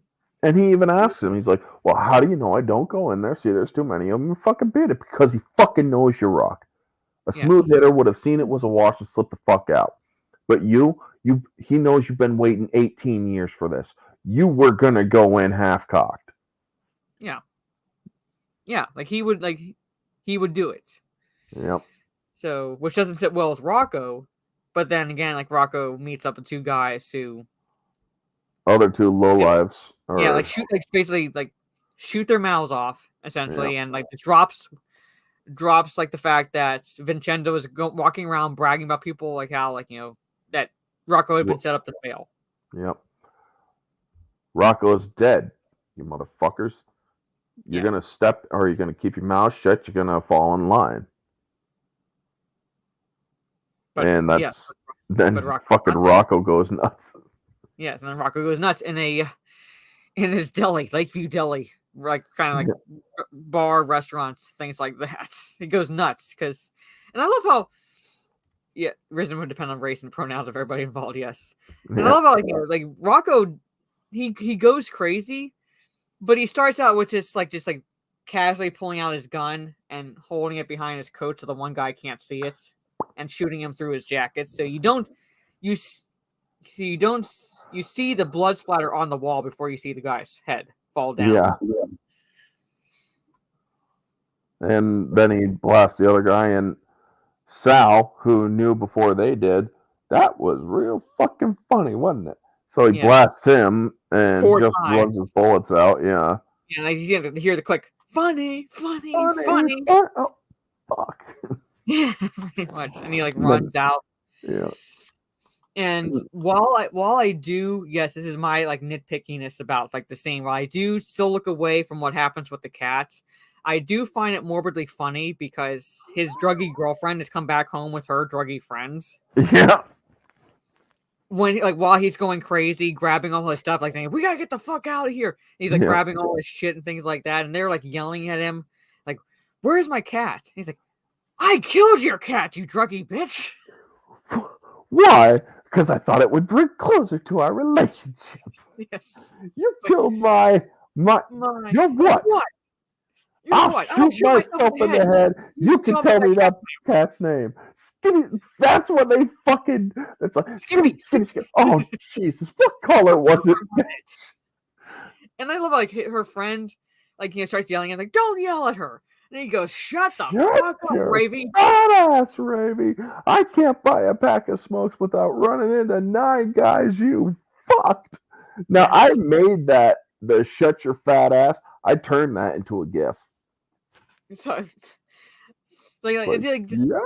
whole I thought it would bring closure to our relationship. You had to find that morbidly funny, pretty much. It's he's like you're giving me shit about this cat while I'm coming home, packing my shit and telling us we have to get the fuck out of here. Pretty much, the last thing on my mind is your fucking cat right now. Pack your shit.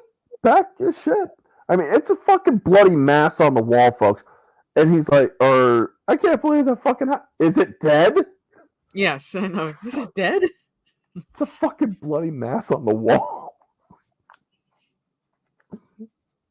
Oh my god.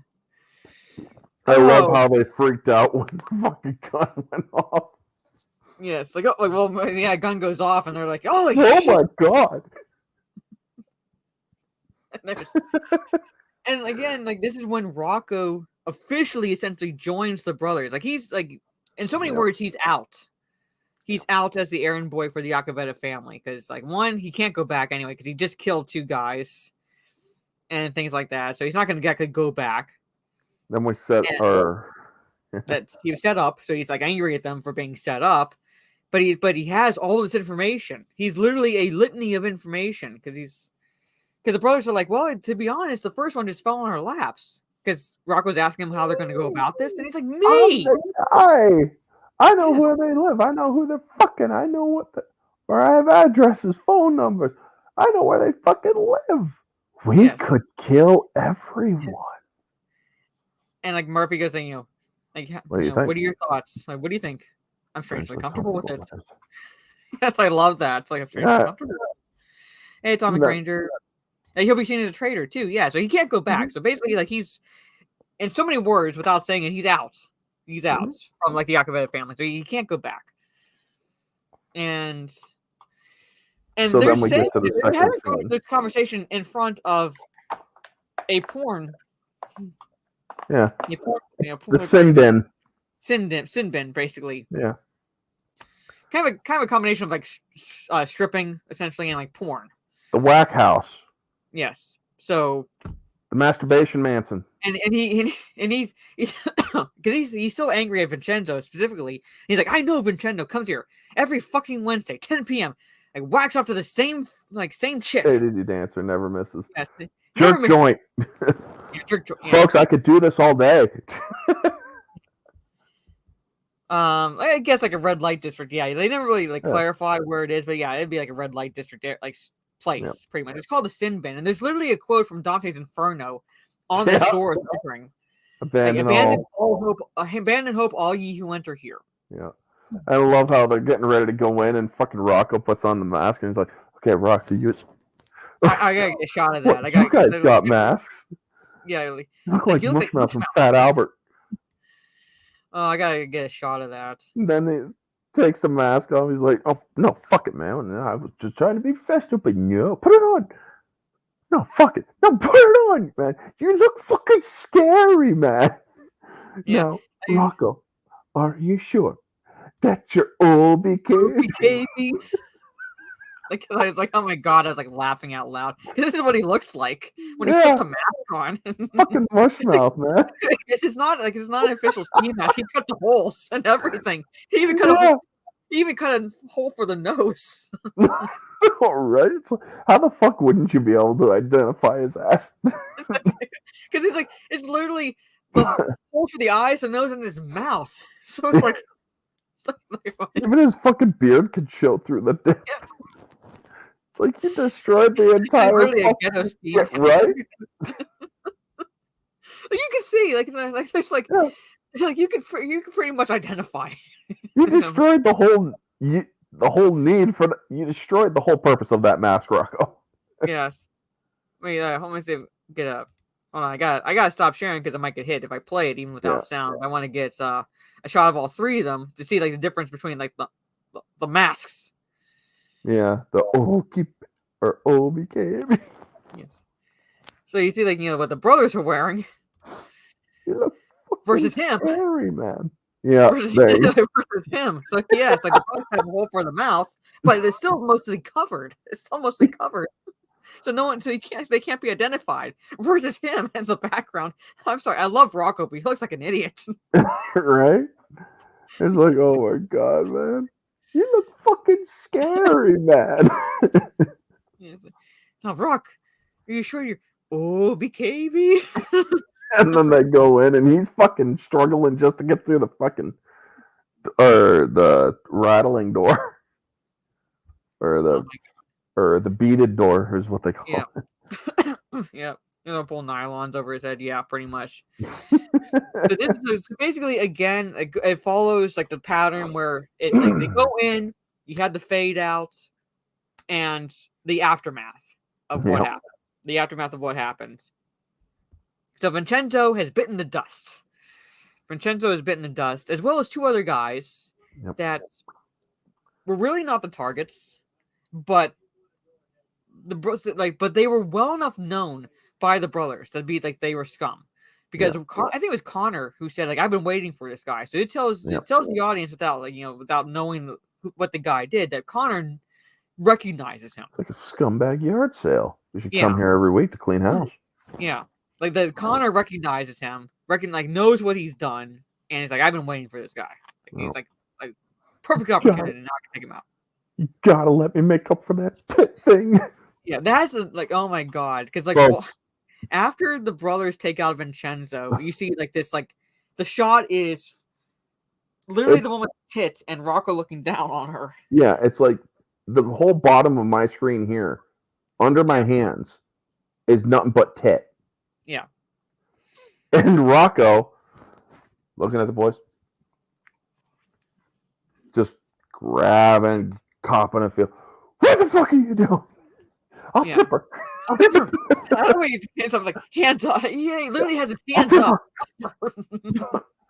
And you hear the freaking record scratch. I love that. Yeah, and again, Smecker's going through the scenario, and he's like, good and I shooting. love how he plays with the feather bullet too. Yeah, like good shooting, shitty shooting. And he's pointing out, and he's asking, because he's trying to figure out, and on top of asking the detectives, you have gun A firing here, gun B firing here, but then you have also bullets from gun A where gun B was firing, and vice versa, basically. Bullets from gun B where gun A was firing. So how did that happen?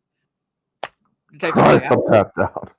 And they reveal that there was a scene that he didn't know about, like Udeli scene.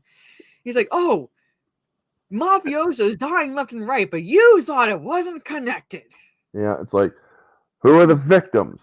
Couple of mob peons and a fat fuck bartender. Oh my god. All the local city lowlifes are dropping in quiet city town Boston, and you think it's unrelated.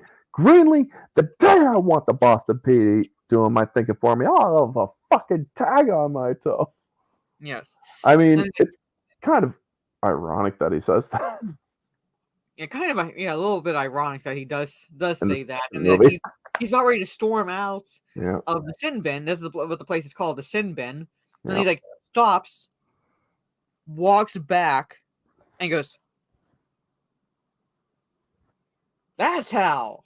And then you see the scenario with Rocco crossing over his arms, pretty much. Wyatt fucking her. Yes. And I love how they're dropping references to basically manly men, because you have Bronson's name dropped, you have Rambo's name dropped, you have Wyatt Earp's name used. We'll go into Rocco's real men speech when we talk about Boondock Saints too, because that's one of the best speeches in, I think, movie history. Duke, his Wayne. Yeah, his real men speech. Yeah. Well, yeah, it is a macho movie. I'm saying, but they have Charles Bronson's name dropped, and so forth. And we're not going to go into every crime, but I want to talk about Il Duce, because we were introduced to him initially, where they finagle a way to get him parole, because we only know him by the name Il Duce. We don't know this guy's real name, but we know. It even says on the form, Christian name unknown. Yes. So, but we that he has a thing for wise guys, flipping wise guys, basically mafiosos, mafia types. Yeah, that's his. But one rule, only one rule: no, no women, no children. He's been in prison for the last 25 to 30 years. He has a 25 to life prison sentence. So he's been in jail for a long time. And they finagle a way to get him parole, despite him being psycho. Now get this, folks. They pulled him out in chains, and they had a shotgun to his head the entire time they were moving him. Yeah. All the other prisoners had their mirrors out just to catch a glimpse of him. Yeah. So mafioso. And he was silent the whole time. Well, essentially, he has a code, but he is not. I wouldn't say he's mafioso. His targets are mafioso, but he does have a code. He does have a code, and Iacovetta finagles his parole because he wants Rocco taken out. He thinks Rocco's the one killing all the guys. Yeah, because Rocco knows the information, so it makes sense to Iacovetta, because these targets here. Rocco knows the information, so who else would it be? Yep. Who else would it be taking out these guys? So that's what the conclusion Iacovetta draws, in which case he goes to this retired mafioso who's now working as a bathroom attendant. We don't know where, but a bathroom attendant who was like, hey, you want to Duce? I love the first thing he says, because he knows somebody's there. Fuck you. Yeah, pretty much, yes. So it's like, you want El Duce? That's gonna. What did you do? Yeah, he's like, what did you do? You want El Duce? By the way, folks, Il Duce is LLDUCE, not douche che. Atomic Ranger. No. Yes. Maybe we get to I'm gonna stop sharing so we can get like a shot of like a good shot of when the brothers encounter him. Yeah, because frickin' Rocco goes after the guy that made the worst day of his life. Dude that is completely cold and wipes out an entire family. Yeah. So he goes, and this scene was actually a little bit of a trivia. Rocco wanted a scene with Willem Dafoe. So the scene where Willem Dafoe gets down on his knees next to Rocco as they're shooting under the table, he asked for that so that they could actually have a scene together. All right. I'm trying to get a shot of All right. Okay. That's good. All right, come back here. This is Billy Connolly as El Duce. And a little bit of trivia for this scene, because Billy Connolly like approached Troy Duffy. He's like, I want to be a baddie. Because up until this point, Billy Connolly's like being the stand-up comedian that he is has pretty much been funny roles and things like that. He would actually, between takes, make the cast and crew laugh. All right, so like basically, he's a comedian. He's very funny, but he wanted to play against type. He wanted to be a baddie. He was talking to Troy Duffy, so like okay, but Billy Connolly was so excited about playing a baddie, playing a psycho in this movie, that the reason they put a cigar in his mouth for this scene is because he kept smiling while he's doing this scene. You can't have Il Duce smiling as he's shooting the two brothers and Rocco in this scene, so they stuck basically a fat cigar in his mouth while he's doing the scene because of that. And this is the one time Greenlee got it right. And what if it was one guy with 6 guns? Why don't and you Smecker, let me do the thinking, huh, genius? Yes. So the one time Greenlee is right, because Smecker assumes it's 6 men with 1 gun each, and Greenlee's like, what if it's one guy with 6 guns? And lo and behold, it is one guy with 6 guns. Yeah. Also, there was one part that made no sense in the scene while he's covering the scene. Something went wrong right here. And that's when Rocco's jumping up and down like an idiot. It's like, fuck. It's like, yeah.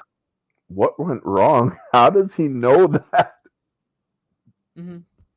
So a little bit where it's like, how does he know? Like, how does he know that? He probably could maybe deduce from like the scene itself, from like how the one guy died. Like maybe like he wasn't like with the guys that were shot, so he can probably deduce from that something didn't go to plan, at least. Let's put it that way. Yeah. But then he again, he's putting the puzzle pieces together, what he assumes to be the pieces, and he assumes that there's 6 guys waiting for them as they're exiting the house. It was a fucking ambush. And it's one of the most famous. You post that gift even without the text. Yep. And you can easily hear it. You'll know what you're the line. I have a picture of a cat with its paws up like this, with the same words. It was a firefight. Yeah. And Bro, basically, it's just pure meme. The 2 brothers and Rocco get into a firefight with Il Duce, and Rocco loses his finger. Yep. Murphy is shot in the arm, I believe, and Connor shot in the knee. Or the leg, something. Just above the knee, or midway between knee and whatever the fuck it's called. So, and I think Connor gets a shot off on Il Duce, because he gets hit once, and he leaves because he's pretty much used up all of his weapons. Guns. So he has to basically book it, and before the brothers leave, they spray ammonia on the blood, so that way it can't be used. And they're yelling at Rocco because they don't know what the fuck's going on, so they think that Rocco might know him. Yeah. And they're like, we know you know who he is, Rocco, so don't even fucking start. And he's like, fuck you, I told you I never saw him before. Yeah. Well, And he sure as Rocco's, fuck knew you. yeah, and Rocco's being honest because Yep. like we know as the audience that Duce's just been released. Yep. So, and he's been in prison. Let's put it this way: most of Rocco's life. So Rocco's Yep. not going to know this guy. He's not going to know this guy. The cauterization scene where they use the iron to seal the wounds and also to seal Rocco's pinky. Yeah. That scene is so powerful. You don't need words, but when you see Rocco doing Connor's leg, Yeah. and he reaches back and pulls his brother's hair, it just shows you just how much these guys care for each other. Mm-hmm. Yeah. So another scene that I love in this movie, because after this part and Smecker finally has the last piece of the puzzle, because he found after throwing a tantrum because he's upset about the blood not being used, he finds Rocco's pinky and is able to pull the fingerprint from it, and Rocco's rap sheet comes up, and Smecker recognizes him from earlier. David Della, I missed it.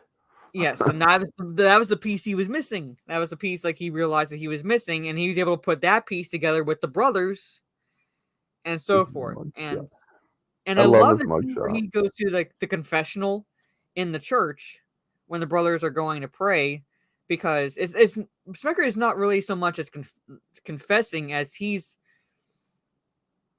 like saying out loud what he wants to do and ultimately does, and that is help the brothers, because he's also become disenfranchised with the red tape and he's confessing without confessing. Yeah, he's also he actually approves of what the brothers are doing. I think it is correct. Yes. Remember when movies had set up and callbacks? Yeah.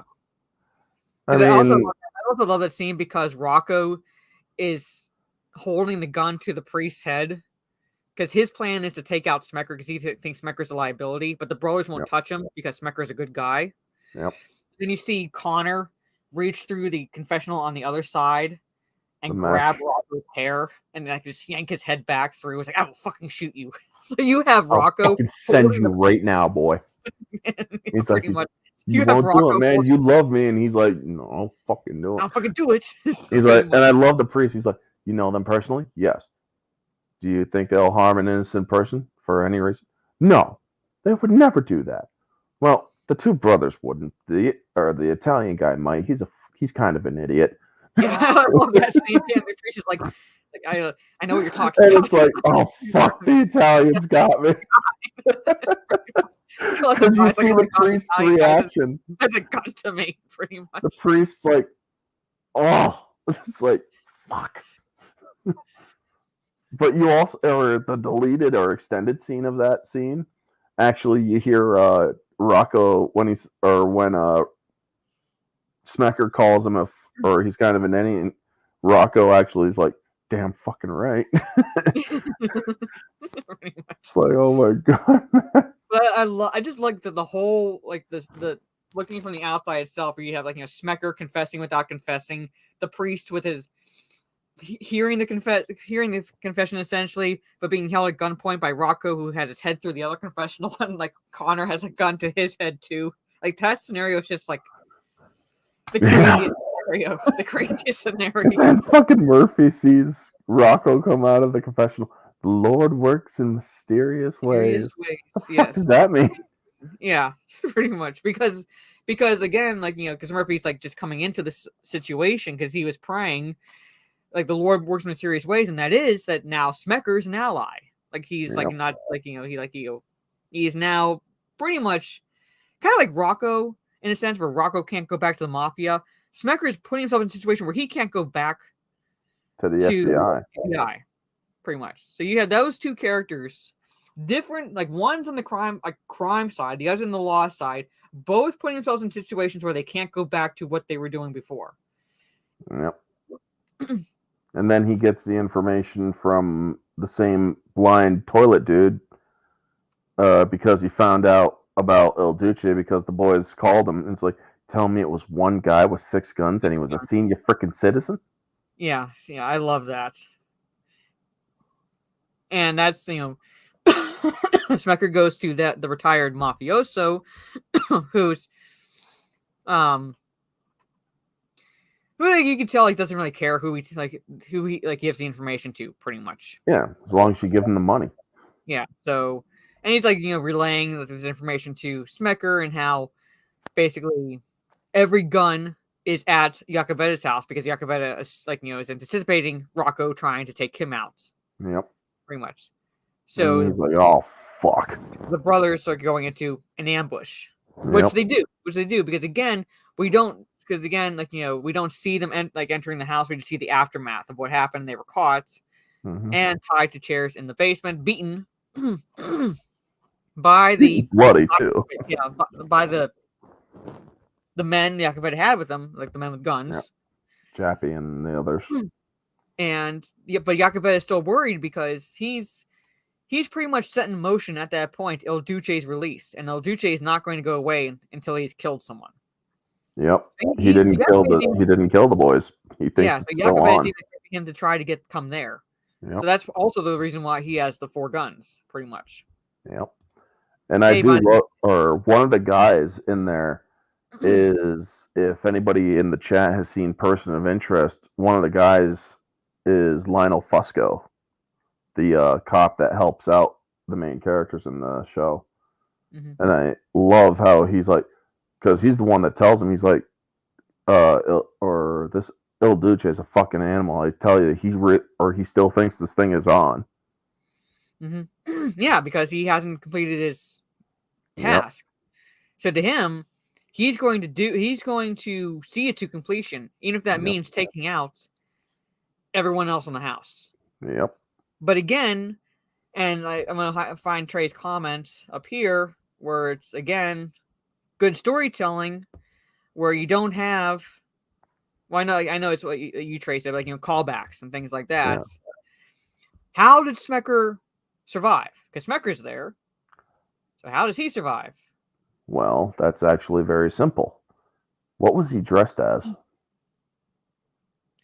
Like, mind blown, folks. A line dropped. A rule that Il Duce follows dropped. There's not an arbitrary line. It's not a throwaway line. Is what saved Smecker. Because Smecker is dressed as a woman. And Il Duce only saw him from the back, even though he did see that the woman had a silencer.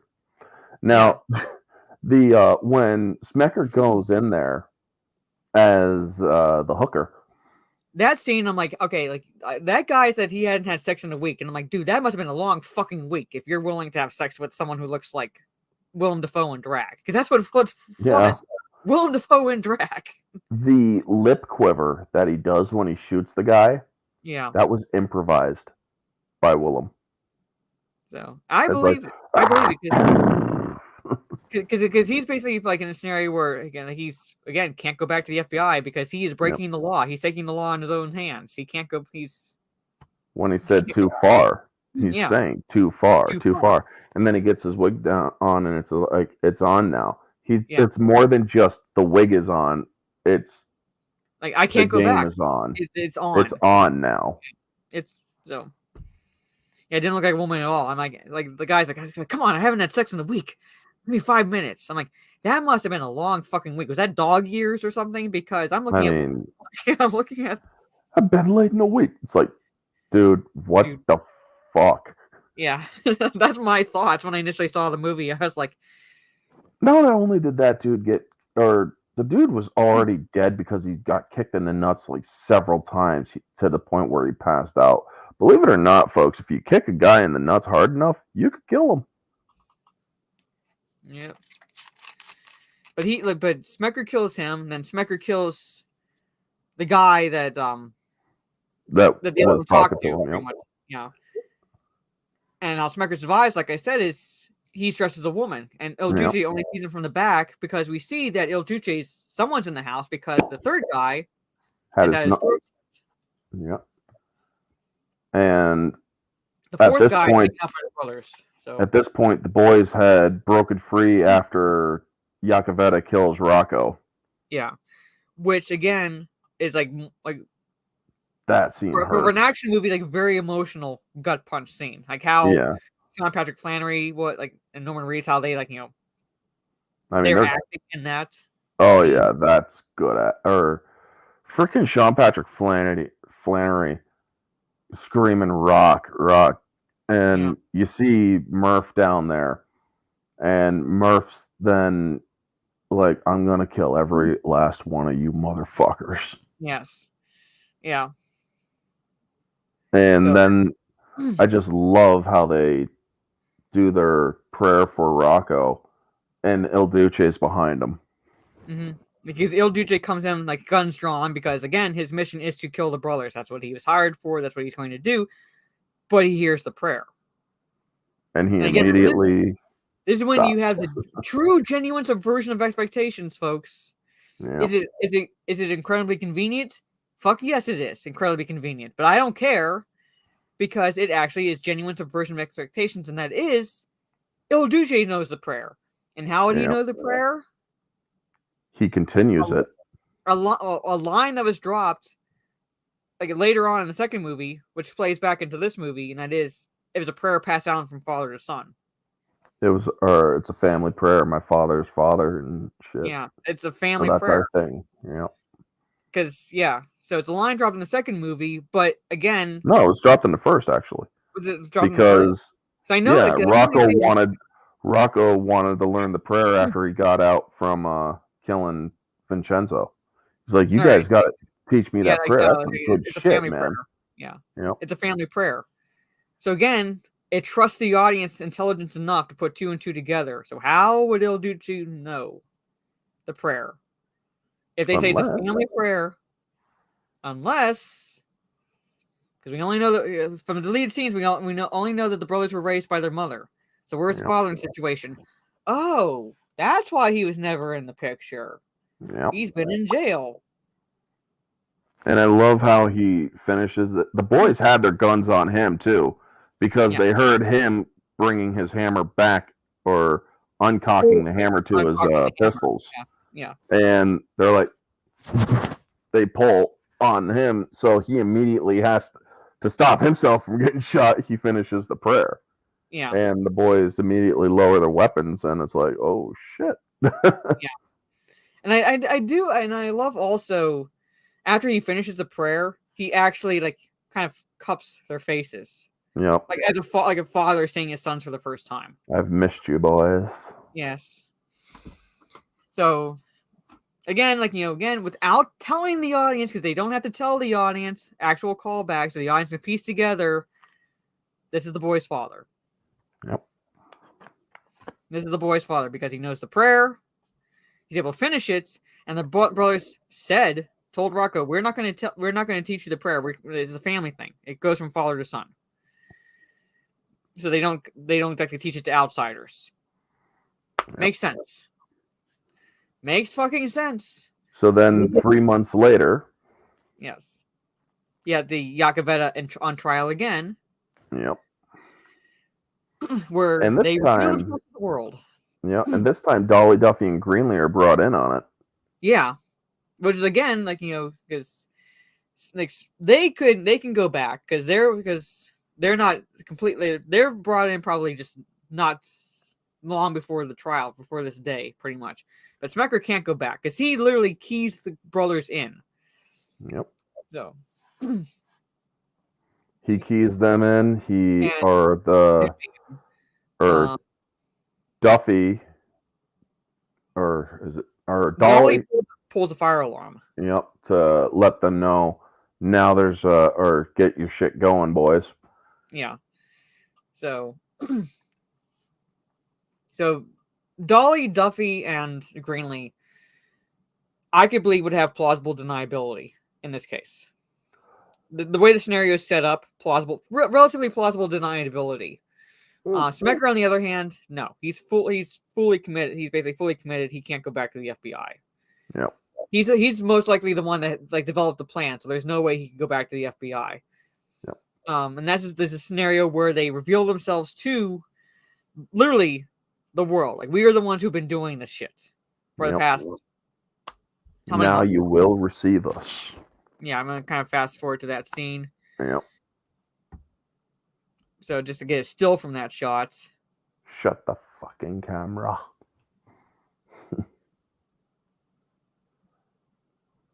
You have been chosen And I to love like reveal our existence to the world. what the brothers say, Yep. and you will see we three. One day you will look behind you and you will see we three. And On on the day that you will reap day, you will reap it. And we will send you to whatever God you wish. Yep. I mean, this is the perfect manifesto, folks, for this kind of thing. So, and then you have basically the shot of the brothers, their father. They start saying the prayer. They have the guns to Iacovetta's head, and it ends with the last line of the prayer: "En nomine Patre et Filii et Spiritus Sancti." Yep. El Duce says the father part, Connor says the son part, and Murphy says and the Holy Spirit part. Yep. And boom. 2 silencers and a shotgun. Yes. So Iacovetta's head was basically a melon, folks. That sucker's gone. Mm-hmm. Yeah. Now, funny thing for tonight and for next week, pay attention. Or Iacovetta's last words were "Vaffanculo," which basically means "fuck you" in Italian. Yeah, pretty much. Keep that in mind for next week, folks. Mm-hmm. Yeah, those are his last words before he's no more, essentially. Because he's on trial for things like for ordering the murders of 17 men, and I love how you even have the reporters taking bets on if he's going to get off or not. You can tell like they've been like doing this for a long time. Like he's getting off. There's no way he's gonna walk. Look at his confidence. He's gonna walk. Yeah. And it's like, and then 3 brothers come in, and I'm like, nope, he's not gonna walk. Nope. And you see that one redheaded girl praying, and I love how Il Duce comes up, and he's like, "You must watch, dear. It'll be all over soon." And then she's the one that goes out, and they're like, "Did you see what happened?" "Yes, I was there." Yeah, she's the one like immediately like the reporters come up to. And before the ending, you see the brothers and their father in a hotel. How far are we going to take this, Da? The question is not how far. The question is, do you have the constitution, the depths of faith to take it as far as needed? Yeah. So and that's like when we go in basically into credits, and we get the different perspectives of basically the citizens of Boston. Like do you support this vigilantism? Do you not? I love how some of them are like. Some of them are very boisterous. Yeah, kill them all, man. Kill them all. There's one guy who doesn't sound tough at all. He's like, sign me up. Sign me up. I'll pull the switch right now. I'm ready to get busy. Yeah, I'm ready to get busy. I'm like, yeah, he's ready to get busy. Yeah, pretty much. But I love those perspectives. Put a gun in that dude's hand, he'll blow his finger off. You do have the ones that are like no comment, but then you have the ones that are like who support it, and then inevitably they're like with with someone who doesn't support it. So you get the back and forth between between the two. It's like come on, it's like the reasons why they support it, reasons why like not to support it, things like that. Yeah, it's split, or it's actually split 3 ways. You got the no comments, the ones who support it, and the ones who don't. Yeah. So again, like the movie itself is basically, you can't deny that it's like supporting what the brothers are doing, based how like it's getting into the mind of Troy Duffy and like why he's writing the script, the frustration and so forth. So like basically the movie itself is supporting what the brothers are doing, but then still puts the perspective out there that like maybe not everyone does. Not everyone does. Funny thing about Il Duce's prison number or prisoner number, it was Troy Duffy's. It was one of Troy Duffy's old phone numbers. Yeah.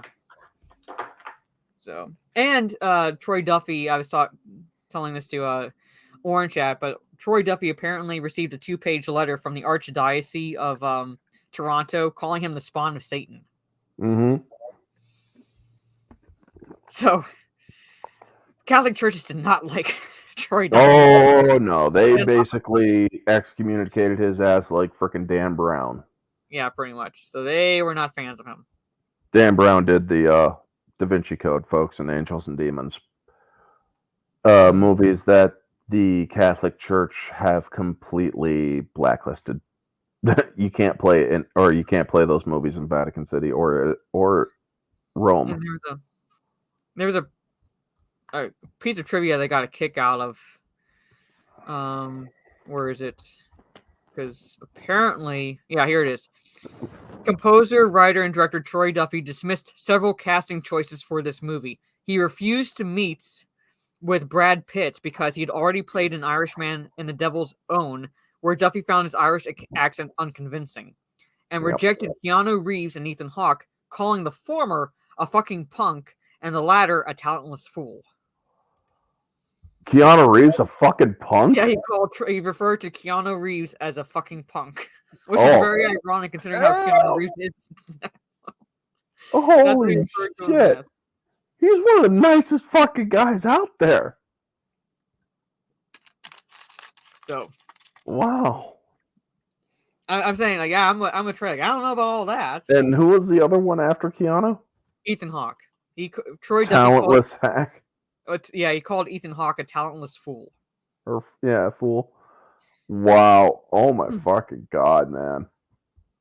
I was like, okay, holy shit. Maybe I can see where you're coming from Ethan Hawke, because when he was younger, he wasn't that good. He's shown that he can act, but he wasn't that good. But Keanu Reeves, like, I wouldn't call him a fucking punk. Like, I don't know. No, man. But then Keanu Reeves, well, he did The Matrix. Yeah, so, like, I don't know. Maybe younger Keanu Reeves was maybe a little bit of a punk. I don't know, but you look at him now, and he's like one of the nicest guys in Hollywood. So, take a picture of him, or however if females take pictures with him, he won't touch them. He'll actually make sure his arms are seen not touching them. Yeah, like, wasn't until Smart on his ass. Really got great, pretty much. Yeah, like, really good. That was the one that really put Ethan up there. Yeah, or out there.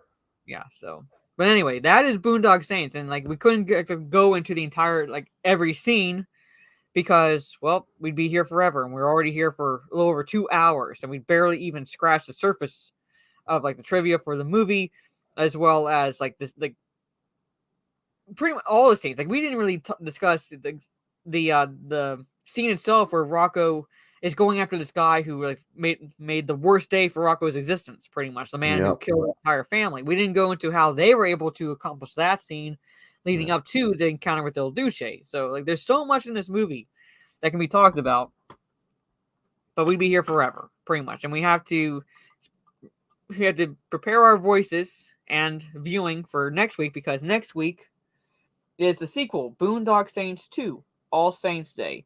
And yes, I know the movie is pretty divisive amongst the fans, because I will admit it's a step down from the original, from the first one. Now, me saying I enjoy it, that I still love the sequel, is not implying that I don't have any criticism in regards to the sequel. I have criticisms with the sequel, but there's enough in the sequel that I do enjoy, which makes it, for me, a decent second movie to the first one. Yeah. So, and we'll be going over the director's cut of the sequel. Yeah, and we'll be going over the director's cut. So if you have access to the director's cut, that's the version we'll be talking about. So, yeah, Sean Bird says he didn't like the sequel. I get it. It's like, not everyone does. Not everyone does.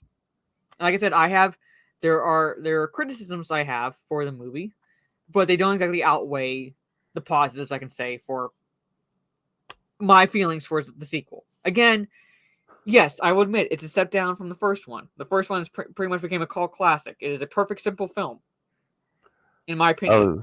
I was thinking about dropping a line from the second one to Sean, but I don't know how he would take it. I don't know. You wouldn't know talent if it pitched a 10 in your ass. Yes, pretty much, yep. I'm joking, though, bud. I'm joking.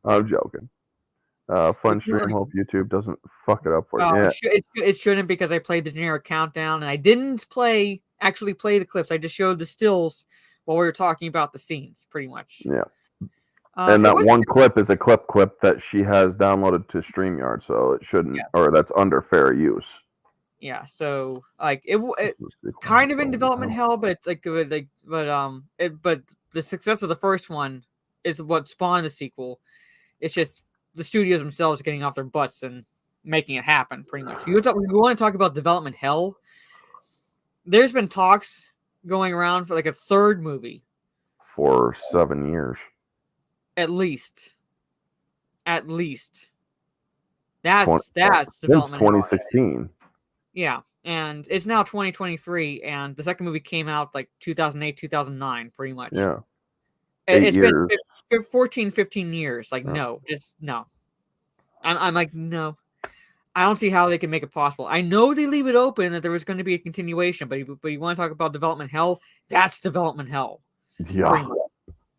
That's development hell right there, because it leaves it open. The second one leaves it open that there was going to be a third one, and just never materialized. And I guarantee you, the frickin' Vatican probably excoriated Boondock Saints 2, considering one specific line in it, and we'll discuss it then. Mm-hmm. Yeah, like that's the last I heard, but as far as like it being official, like nothing. And even if it became official, I'd be like, why? It's been so long now. Like, why even bother? So, but anyway, thank you so much again for hanging out with us. Before I'm going to play the diversity of the word clip again, because why the fuck not, pretty much. But before I play that clip and let you all know where you can, my schedule from now until the end of the week, Orange Chat, let everybody know where they can find you and all that fun stuff. All right. Well, you can find me on YouTube, Twitter, Facebook under my real name. I don't mind people knowing it. Just look up Orange Chat Reviews. You'll find my profile. I'm on the other social medias as well. I even got a Rumble thing. I do mystery reviews. The next mystery review, the hint for it is sequel to 14. If you've been paying attention to all my mystery reviews, you'll definitely know exactly what movie it is. I laugh a little bit because I'll explain it tomorrow after. But yeah, I also do guest choice reviews. If you guys want to come onto my channel, let me know through Twitter. That's the best place to reach me. You can choose a movie, time, and the date, and I'll make it happen on my channel. And preferably a movie that we all enjoy, none of that woke shit, because I will not watch any of that woke shit. But yeah. All right. And as far as like me, normally I would be doing a solo stream and a Twitch stream Friday afternoon, but because I will be out for like most of the day and really not getting back until about mid to late afternoon time frame, so no videos or streams then, I'm going to put my Friday schedule tomorrow, essentially. So on my live channel, I will be doing the Down and Nerdy stream. I'll be going over a few topics, and then shortly after that, jumping on Twitch. Because I'm moving my Friday schedule to Thursday, I'll most likely just jump onto some Call of Duty multiplayer, because I am part of a essentially official, for a better way of putting it, tournament. It's called the 10-inch Pickle Bowl.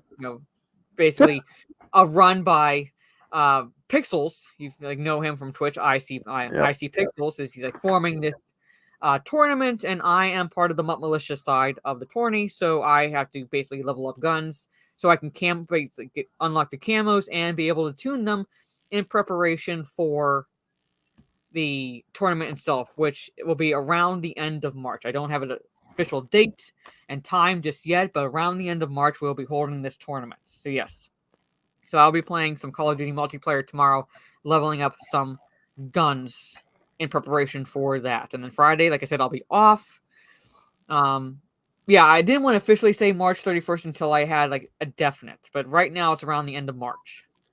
But I don't have an official when we're going to exactly hold it, because time zones and everything. So we gotta figure all that out pretty much. Saturday, most likely we'll be skipping Talk Nerdy to Us because Blabs can't make it, and I will be, even by 9 p.m. I'll be dead to the world from like being out also on Saturday. So I'm gonna make sure I'm gonna talk to Steph, because she, God bless her heart, I love her, she's not good about responding to DMs pretty much. So I've got to make sure that she's fine with that. And if she is, I'll most likely go live on Twitch for a couple hours in the late afternoon to early evening time frame and playing some Batman Arkham City. So if you follow me on Twitch, Jade_Fire here, tune in for that on Saturday, some Batman Arkham City. So there it is. So that is my schedule through the end of the week, and then following week will be essentially videos and my normal streams going forward. So thank you all for hanging out with us. Like I said, I'm going to play the diversity of the word, because the word fuck and its derivations were used a total of 246 times in this movie. So take care, everyone. Enjoy the clip, and we will see you all next week for the director's cut of Boondock Saints 2. Peace.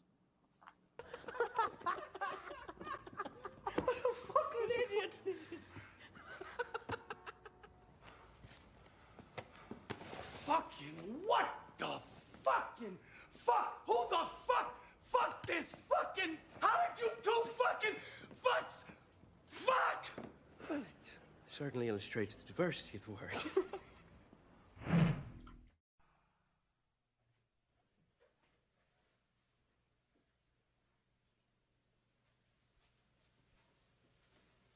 You're still here? It's over. Go home.